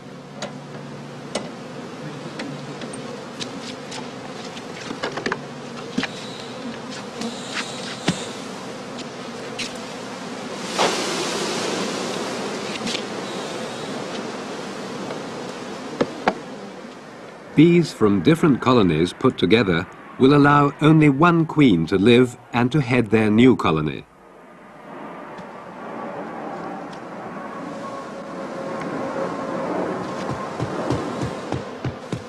Bees which have flown away will collect in the winter skeps, as shown here in the foreground, skeps whose combs are built down to the spires at the bottom.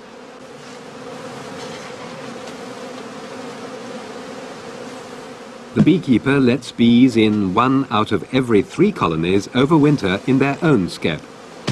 Of the remaining 2, he adds 1 bee lot to the skep selected for overwintering and sells the other lot. In the meantime, the remaining brood in the combs of the emptied skeps has been killed by the sulfur fumes.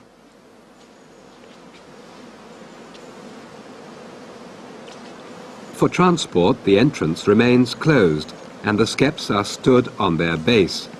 In this way, bees are prevented from entering, thus avoiding honey robbing.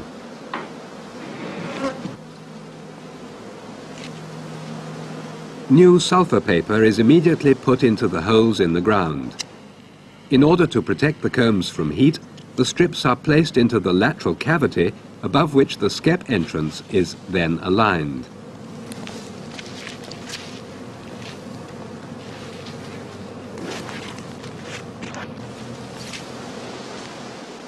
It has got warm under the beekeeper's protective hood with its front woven from horsehair. Time for a cigarette. The skeps must remain in place for about 5 minutes.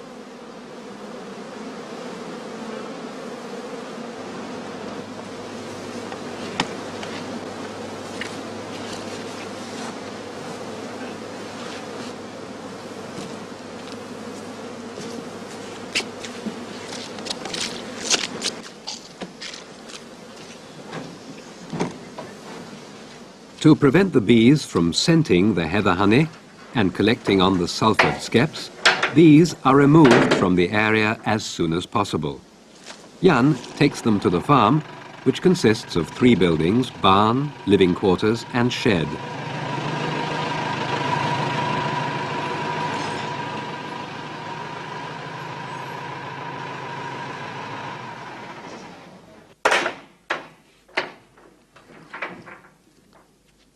In the barn is a storeroom where the skeps are packed so that mice and bees cannot get at them.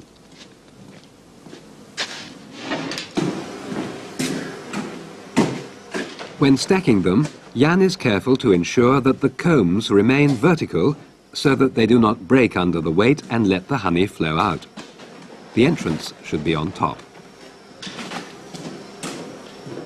A good skep can yield over 30 pounds of heather honey.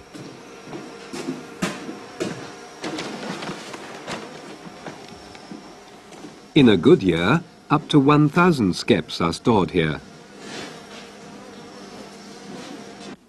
In the next room, the beekeeper prepares the bees for transport.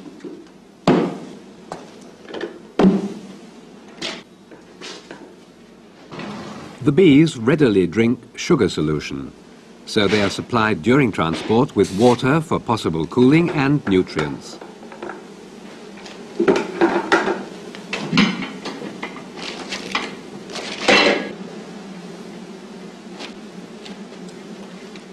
Crystallized honey, put into a top container, serves as food for the often long train journey.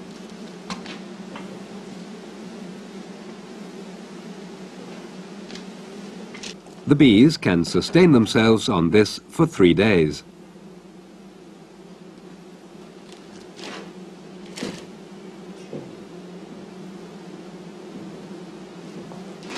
The water used for hand washing will later be used as food for the bees.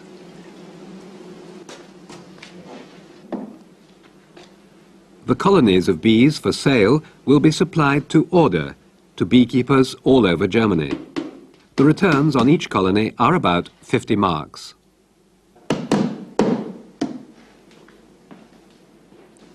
The beekeeper will take them straight to the nearest railway station so that they catch the evening train.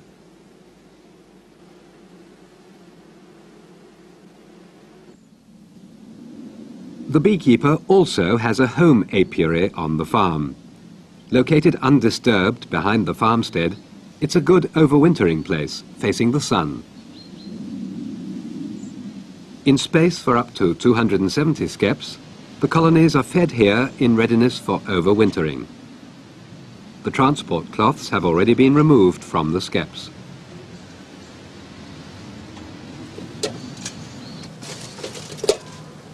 For sugar solution, food containers are put under the skeps.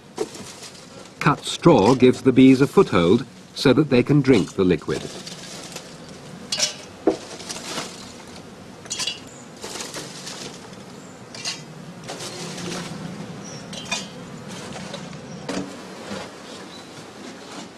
Ordinary sugar has been used to make the solution.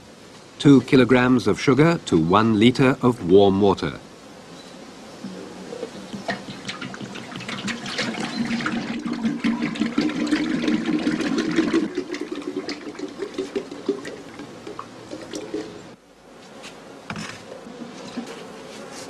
The bees are given as much food as they would use in a day's work in warm weather.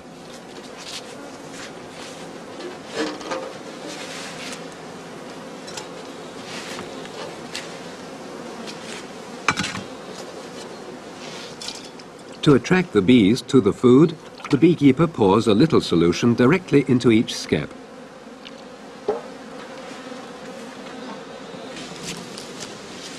Sometimes bees for overwintering are put in empty skeps, and they build new combs down to the bottom spiles in quite a short time.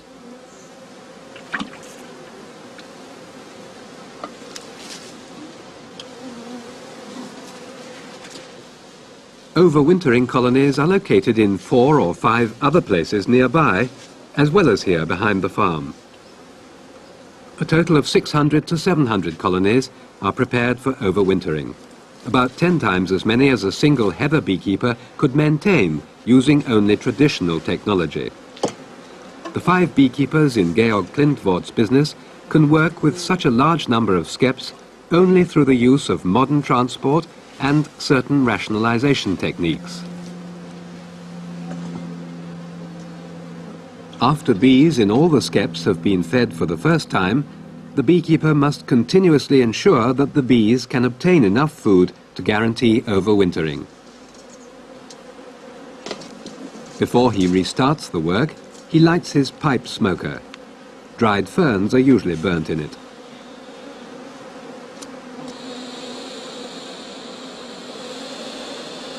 Because there is little nectar for the bees in late autumn, the beekeeper must feed them every 2 to 3 days.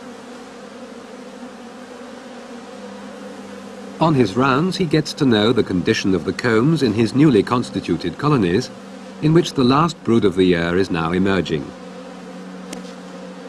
In order to ensure successful overwintering, the skeps with their contents should weigh 32 to 35 pounds after 2 to 3 weeks of feeding. On sunny and warm October days, bees can still be seen flying, before they cluster together for the cold winter months. When the cold comes, the beekeeper will cover the entrances with a screen to prevent the bees flying out on sunny days. With this, the beekeeper's work for the year is done.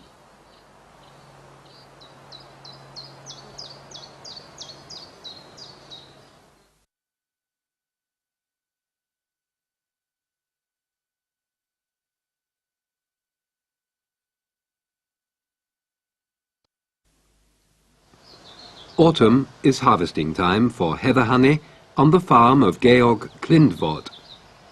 This apiary is located in the cultivated heathland area between Bremen and Hamburg and specializes in comb honey and pressed honey. In the building facing the farmhouse, the beekeeper works on the skeps from which the honeycombs are to be removed. Up to 1,000 straw skeps are stored here out of reach of the bees.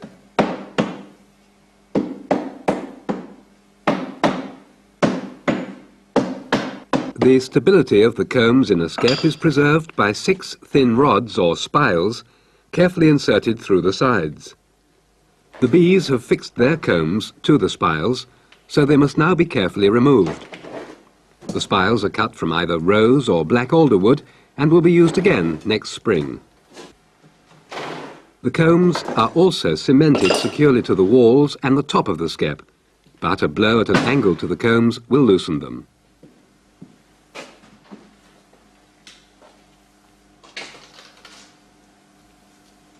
The honey harvest begins with the removal of the comb honey. Georg Klindvort reserves this work for himself. Comb honey is heather honey sealed in new white combs which have not been used for brood rearing.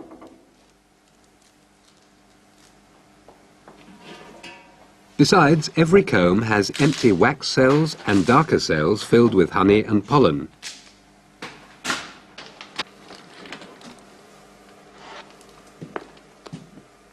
These different pieces of comb are divided and placed in a wax barrel and a honey barrel.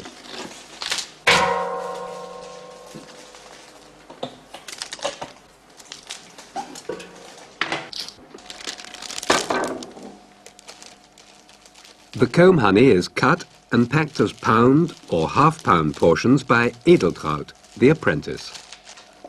Comb honey is a speciality of the Heathland beekeeper. Only heather honey is thick enough not to run out of the cells after they are cut.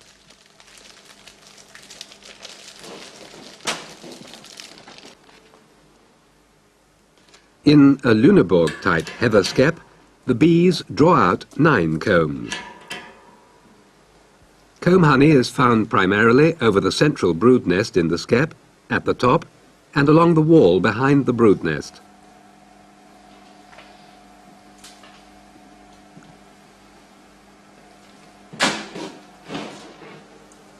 Comb honey consists of completely built and well-filled cells because bees seal the cells only after they have been filled out with honey for some time.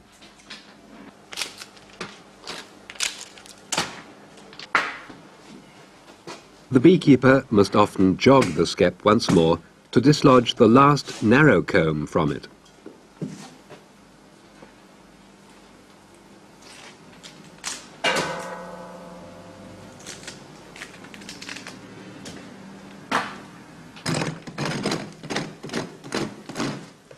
With a special tool, the beekeeper scrapes off the remaining wax from the skep walls.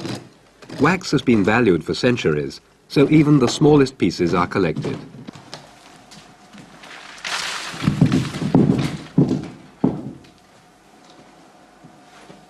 In an average year, the beekeeper harvests about 2 pounds of comb honey from a skep, but in a particularly good year, the yield can be 20 pounds.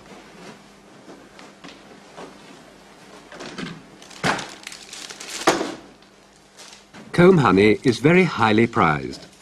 By Christmas, the annual yield will have been sold at 25 marks for a 500-gram pack.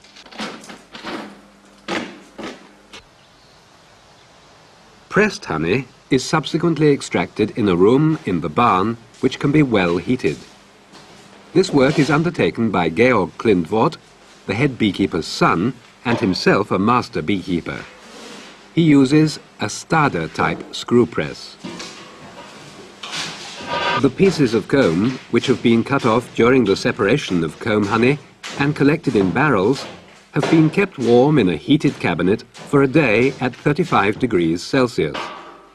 This allows the honey to flow out of the cells more easily. After cutting up the pieces of comb containing pollen and honey cells into smaller pieces, they are filled into a pressing cloth of the type used for fruit pressing.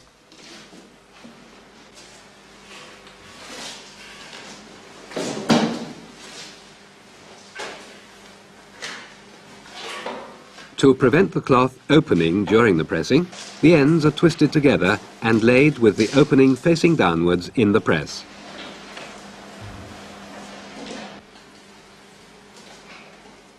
The beekeeper washes his honey-covered hands in a special water bucket. This water can be used later to feed the bees.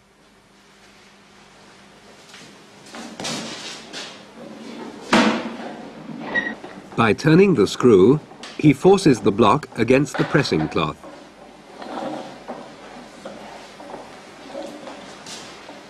Through the ribs on either side, the honey flows out of the press and drains off onto the take-off board.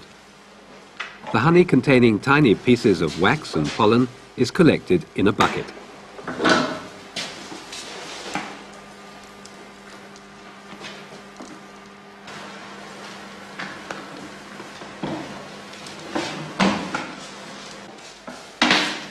When the honey ceases to flow, the press is opened.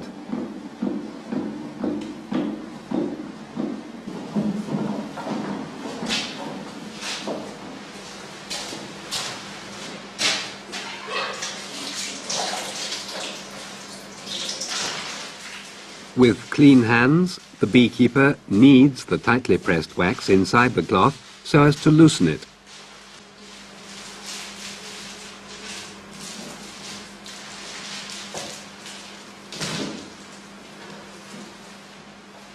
A second pressing extracts the last remaining honey from the wax pieces.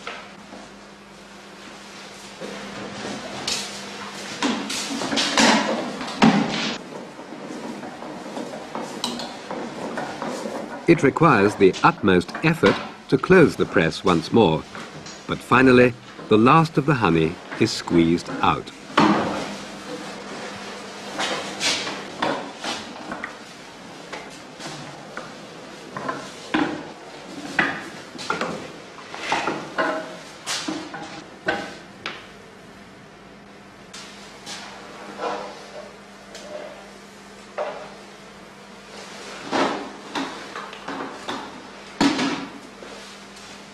The pressed honey is poured into 600-pound barrels in order to clear it.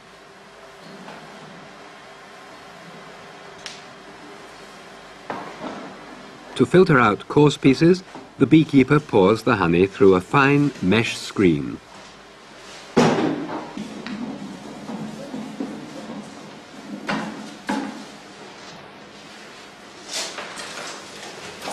He then makes the press ready for the next run, collecting the lumps of wax which remain in the cloth to use them in subsequent wax processing.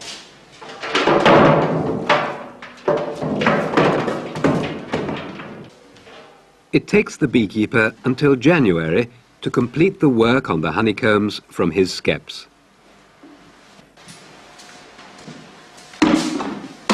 The freshly pressed honey must stand in the barrels for about 2 days. The remaining particles of wax and pollen will then have floated up to the surface, where they are removed.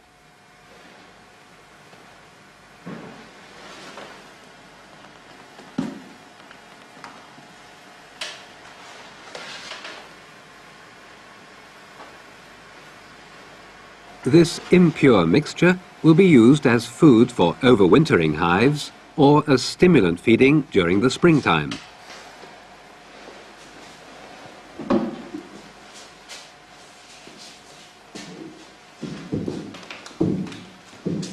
The honey must be thoroughly stirred before the beekeeper can fill it into smaller vessels.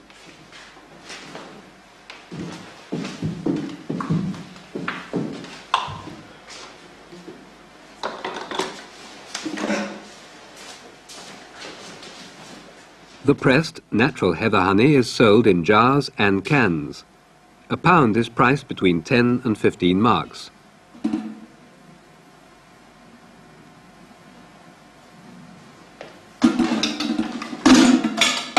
Each can is filled with 5-pound batches of honey.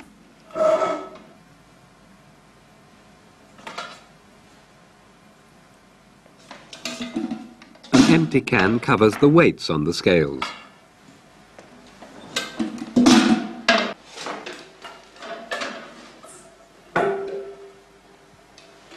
After putting lids on the cans, the apprentice takes them to the adjoining storeroom for labelling.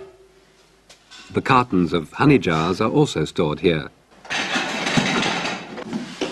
For 1 pound apportioning, the standard jars of the German Beekeepers Association are used.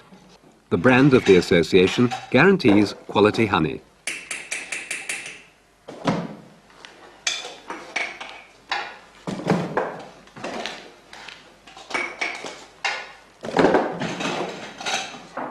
The special cross-shaped labels indicate the name of the producer and the relevant identification number.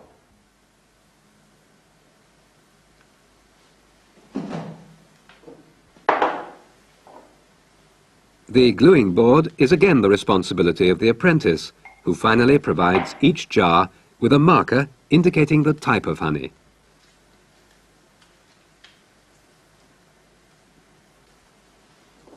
The harvested heather honey is sold mainly in northern Germany, but by mail order it can be obtained anywhere in the Federal Republic of Germany too.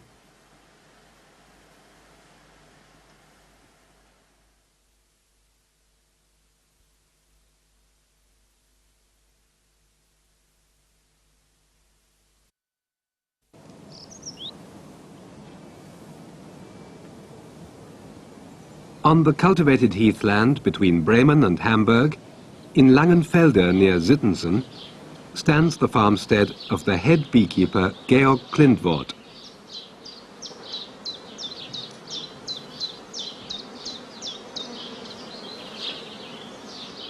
In late summer, when the work of the swarming season is over, the beekeeper has time to deal with his harvest of summer beeswax.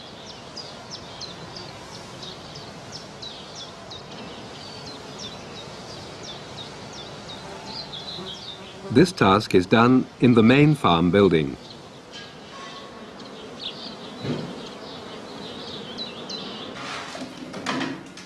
August van Bargen, beekeeper and employee of Klindworth's apiaries, prepares the wax press in a special wax room.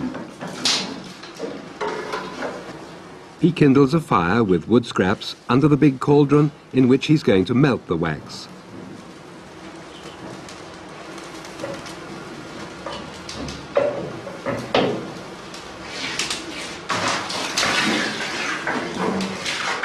He uses tap water to help in the melting process.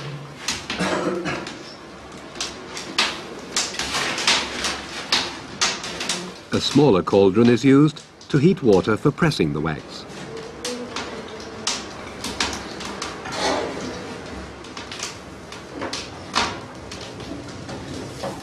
Meanwhile, enough water has been let into the wax cauldron and it is heated to boiling.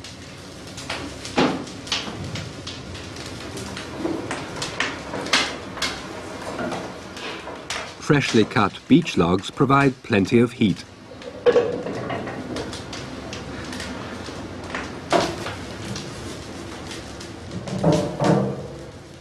A lot of wax has been saved in big barrels since wax was last pressed the previous winter in December and January. The wax has been compressed and the barrels sealed. While the cauldrons are heating, the containers have been brought up to room temperature.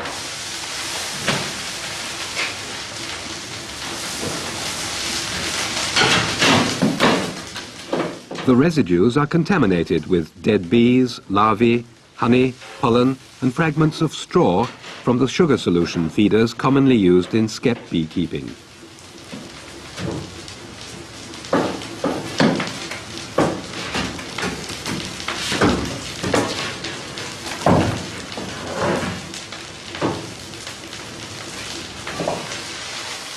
The beekeeper makes sure that the larger pieces are completely melted and that the wax and water are well mixed.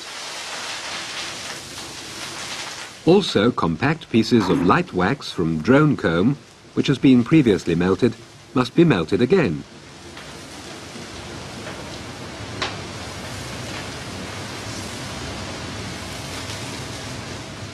The liquid mixture is bubbling and producing steam.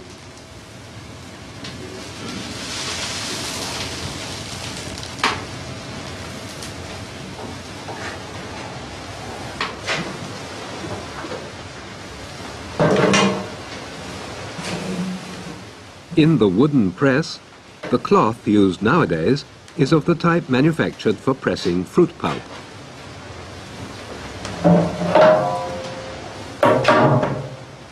Special care is taken not to spill any of the wax.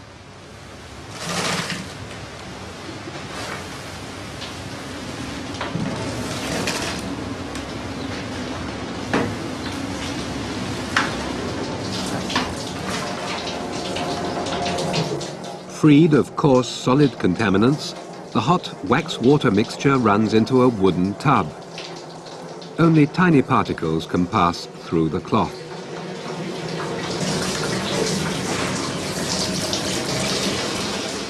When it is sufficiently full, the cloth is twisted up.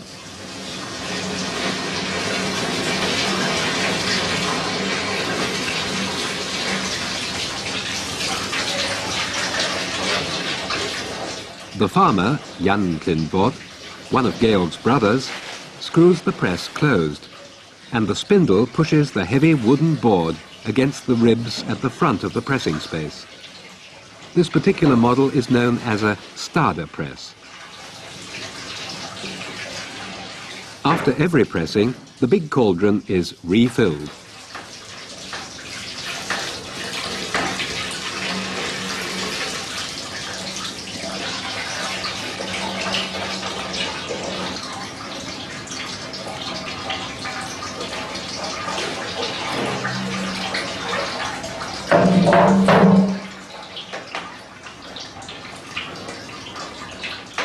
Towards the end, it takes considerable effort to turn the screw.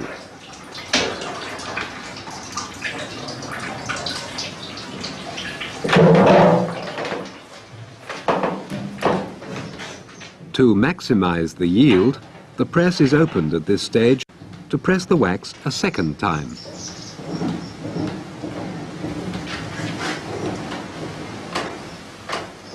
The contents of the cloth are loosened and replaced after turning.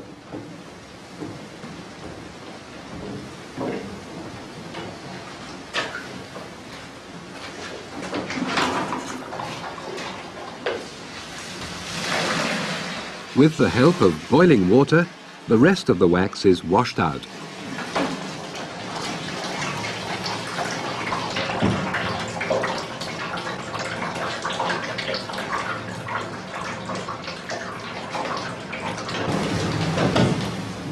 After this effort, the pressing is finished.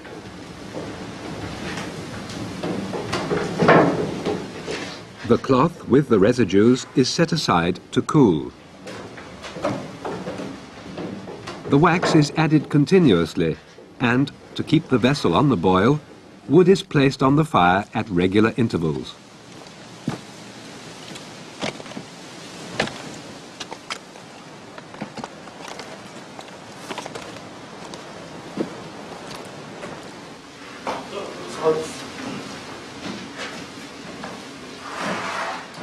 Few words are exchanged as August and Jan work together.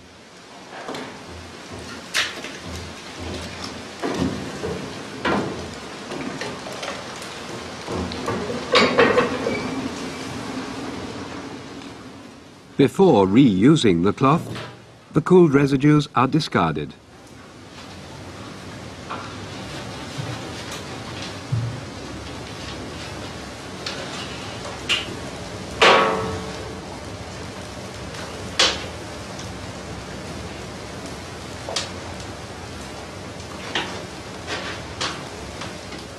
The next pressing begins.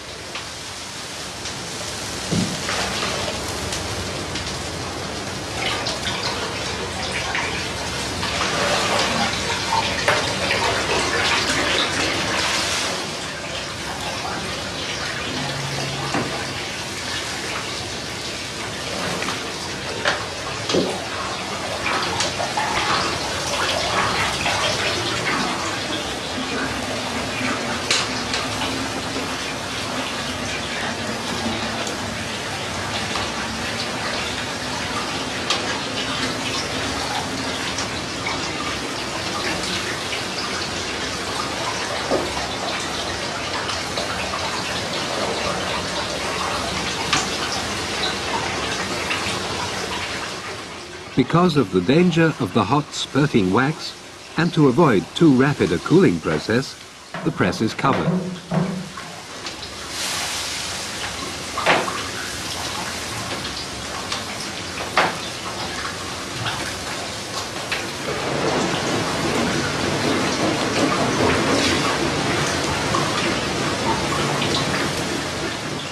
In the tub, the wax and water have separated.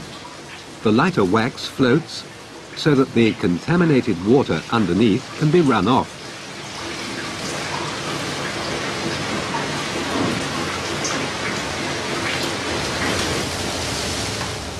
Once more, it is time to refill the cauldron with further wax to be treated.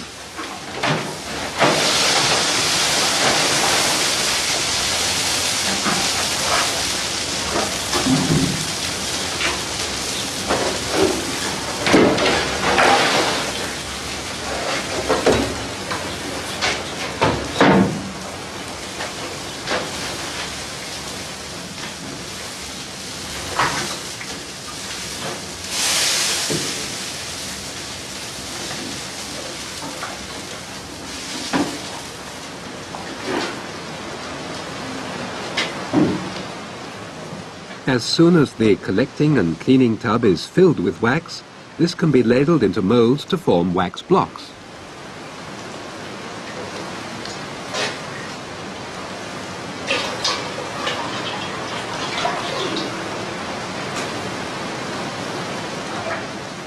Care is taken to remove wax only from the surface.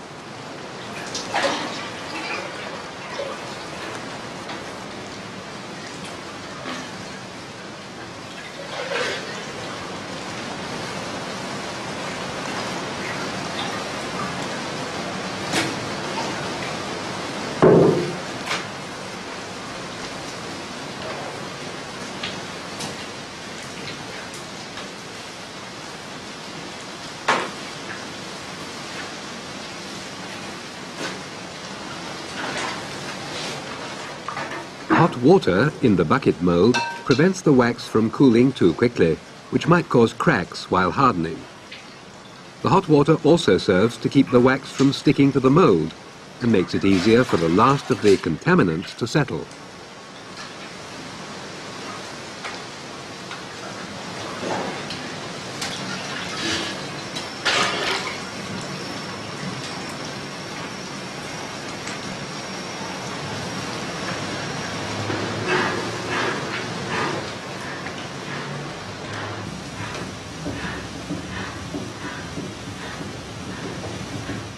The press is unscrewed again in order to turn the cloth and its contents around.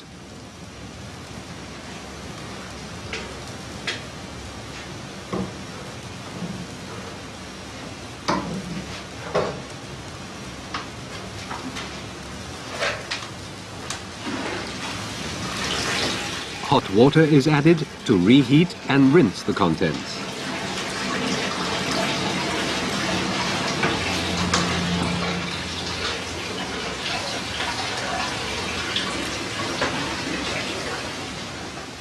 In the same way, one cloth after another is pressed.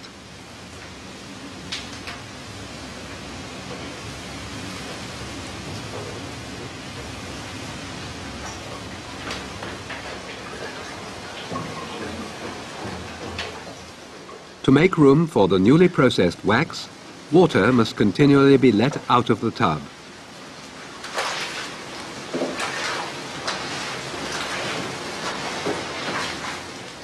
If the temperature is allowed to rise too steeply, there is danger that the wax will boil over and catch fire.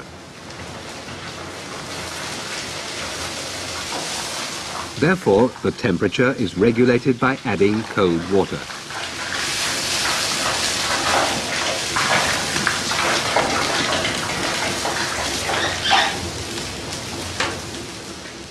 August and Jan must work several days to process all of the wax saved since the previous winter.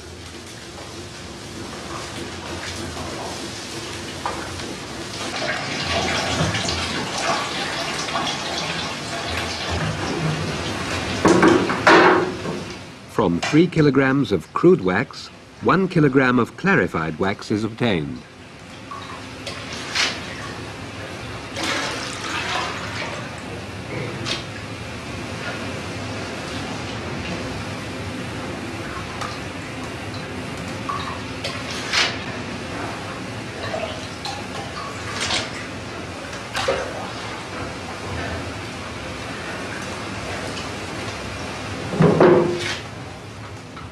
Up to 150 kilograms of clarified wax are made on a single day of pressing.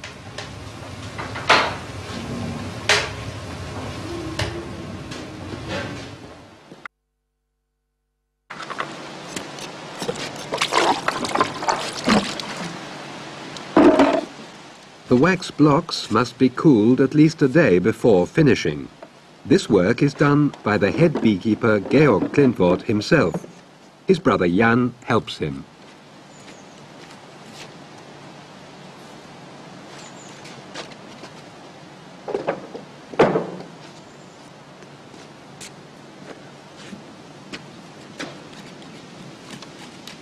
The top of the blocks are rounded off so that the edges are not fragmented during transport.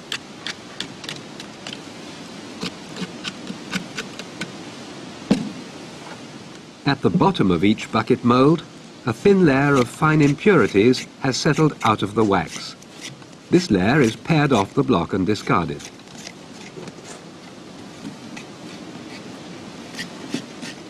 To do this, the beekeeper uses a strong pocket knife.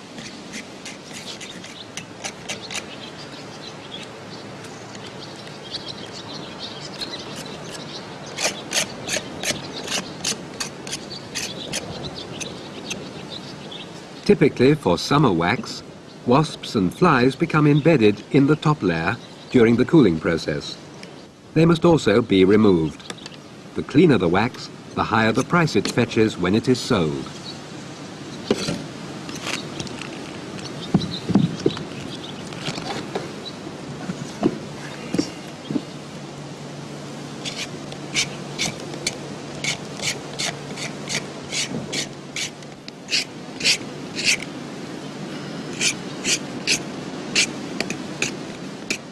(10 to 15 blocks are the product of 1 day of pressing.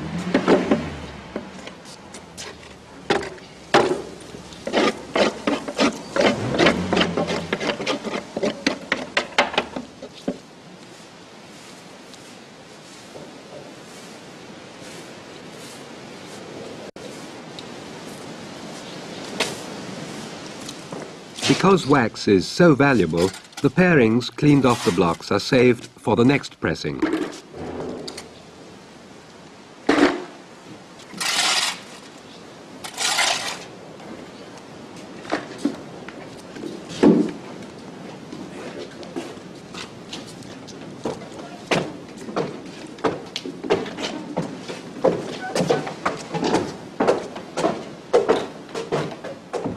Until they are sold, the wax blocks are stored in the loft.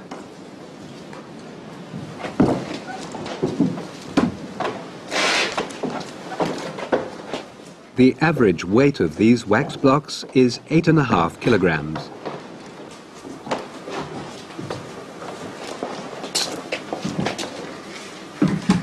There are 50 to 60 blocks of wax in the loft at beekeeper Klindvort's apiary, 500 kilograms. The product of a good year. At about 12 marks per kilo, each block is worth 100 marks, a useful reserve when special outlays have to be made.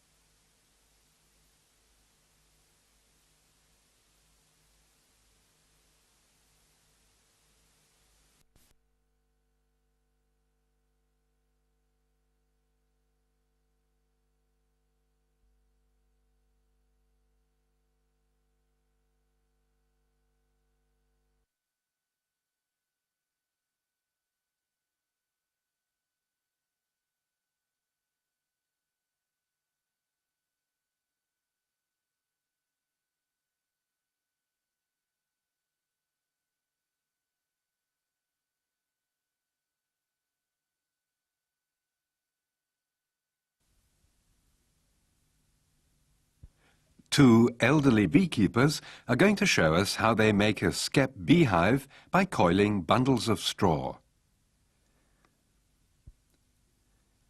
As a binding material, withies are used, the flexible shoots of osiers.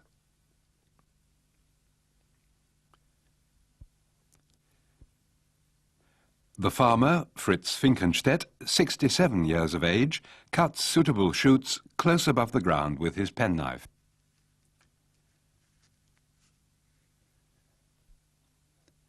They should be long and without lateral shoots.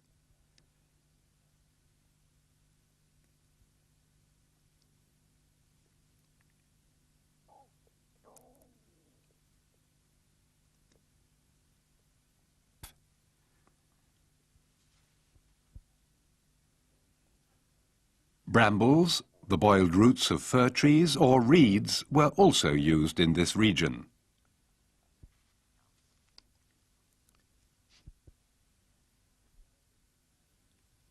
On the other side of the narrow ditch between the meadows, where the osier beds are found, is the farm of his neighbour August Langhorst, who has just been sweeping the hall. He is 70 years old. Both men have spent many a winter evening making beehives together.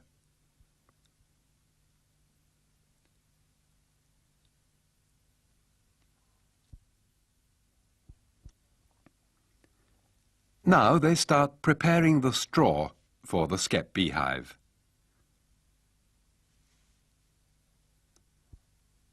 The straw comes from rye that has been harvested by hand and also hand-threshed.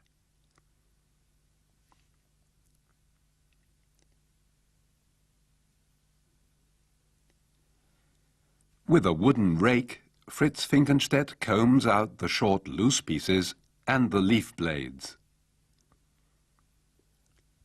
For making skeps, straw of uniform length is required.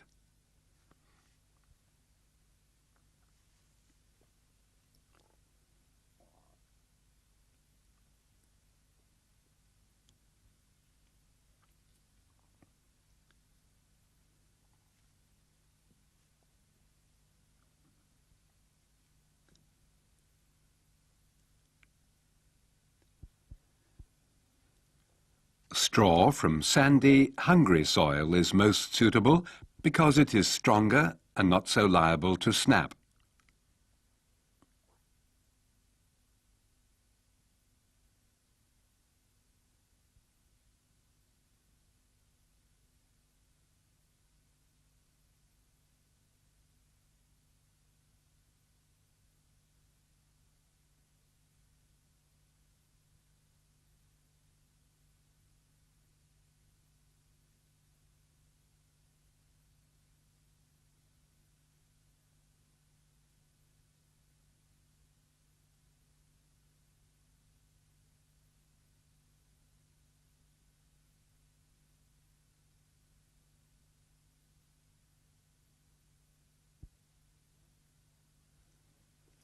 Once August Langhorst has pulled out the last loose straws, both men go over to the forage kitchen to continue their work.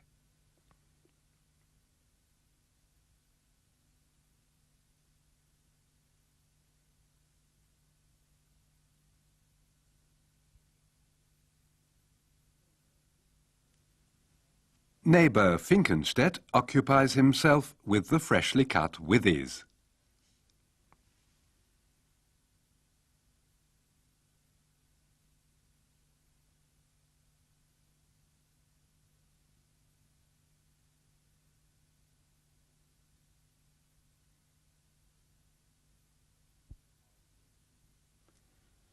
After removing the tip, he makes 2 incisions to divide the withy into 3 sections.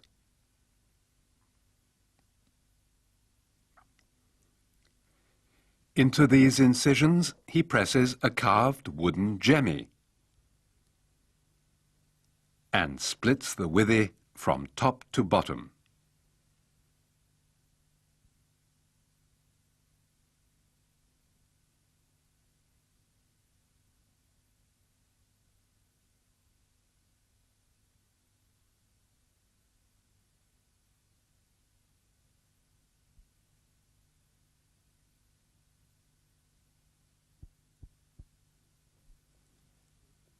To prevent the strips of withy from catching in the straw bundle, he carefully sharpens the thick end.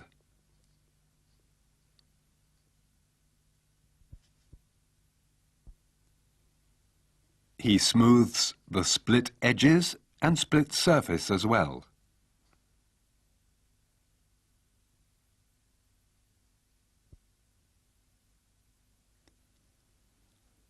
By pulling the cut surface over a rung of the chair, he makes the withy supple.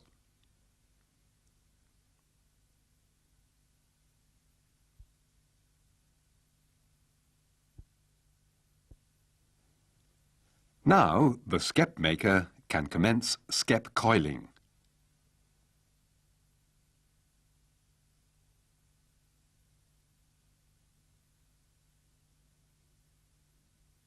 To start with, he needs a bundle of straw.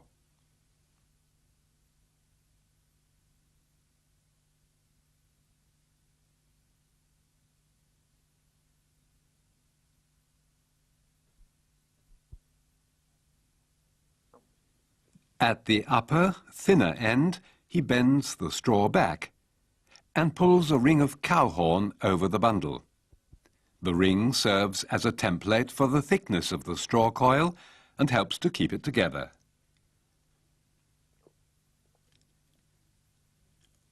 He pierces the pointed end of the first withy through the loop of the straw bundle.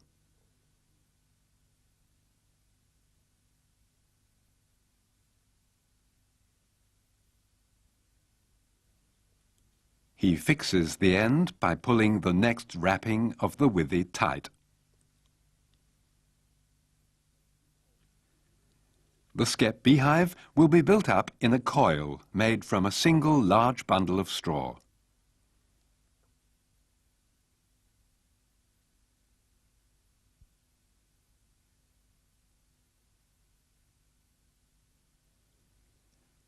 Very carefully, the skep maker wraps the tight first coil in the crown of the hive and finally attaches this to the first loop of the straw bundle, which he pierces several times.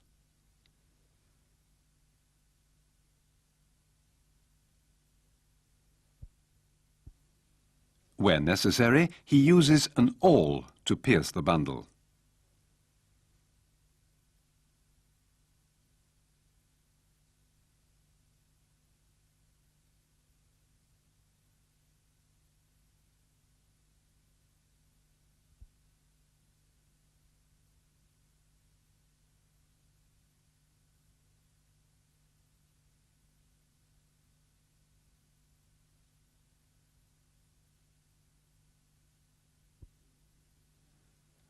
With the addition of further handfuls of straw, the coil is continued in the same thickness.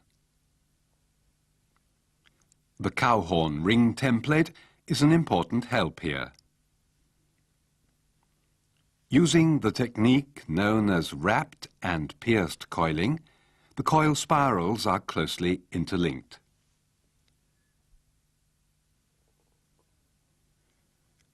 While August Langhorst is already working on the cylindrical part of the skep walls, his neighbour has split and smoothed the last withies for him.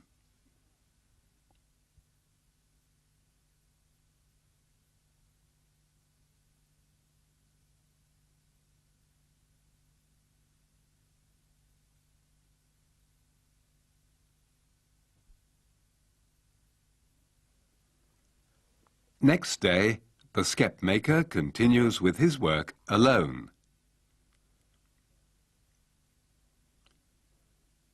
By using the awl, he can pierce the withies through the coil without any trouble.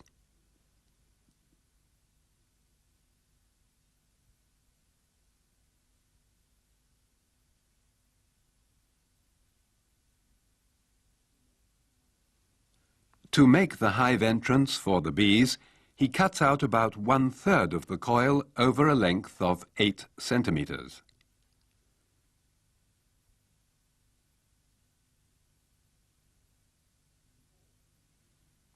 The awl he uses is a forged spike with a head and rectangular shaft.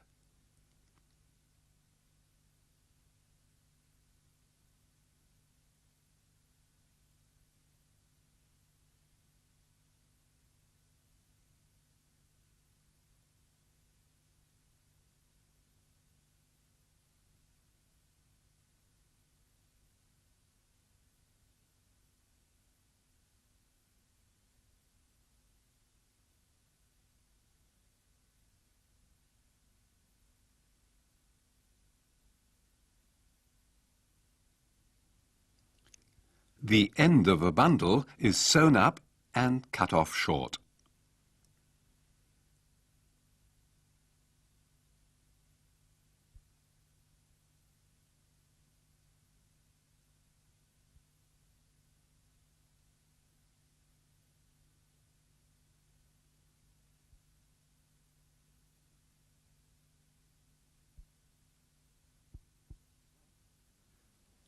Once the next coil covers it, the flight entrance is complete.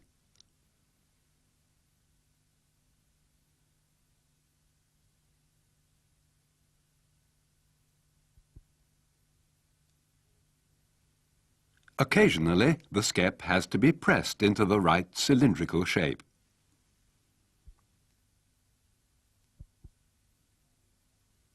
Meanwhile, it has reached the intended height of about 40 centimeters.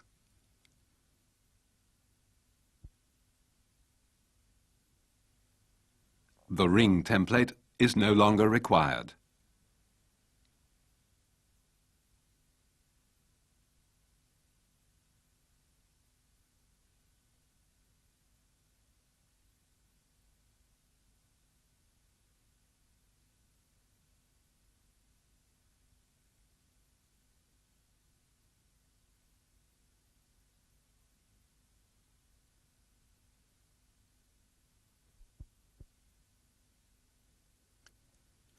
The skep maker carefully pierces the thinned out end of the straw coil before fastening the final binding.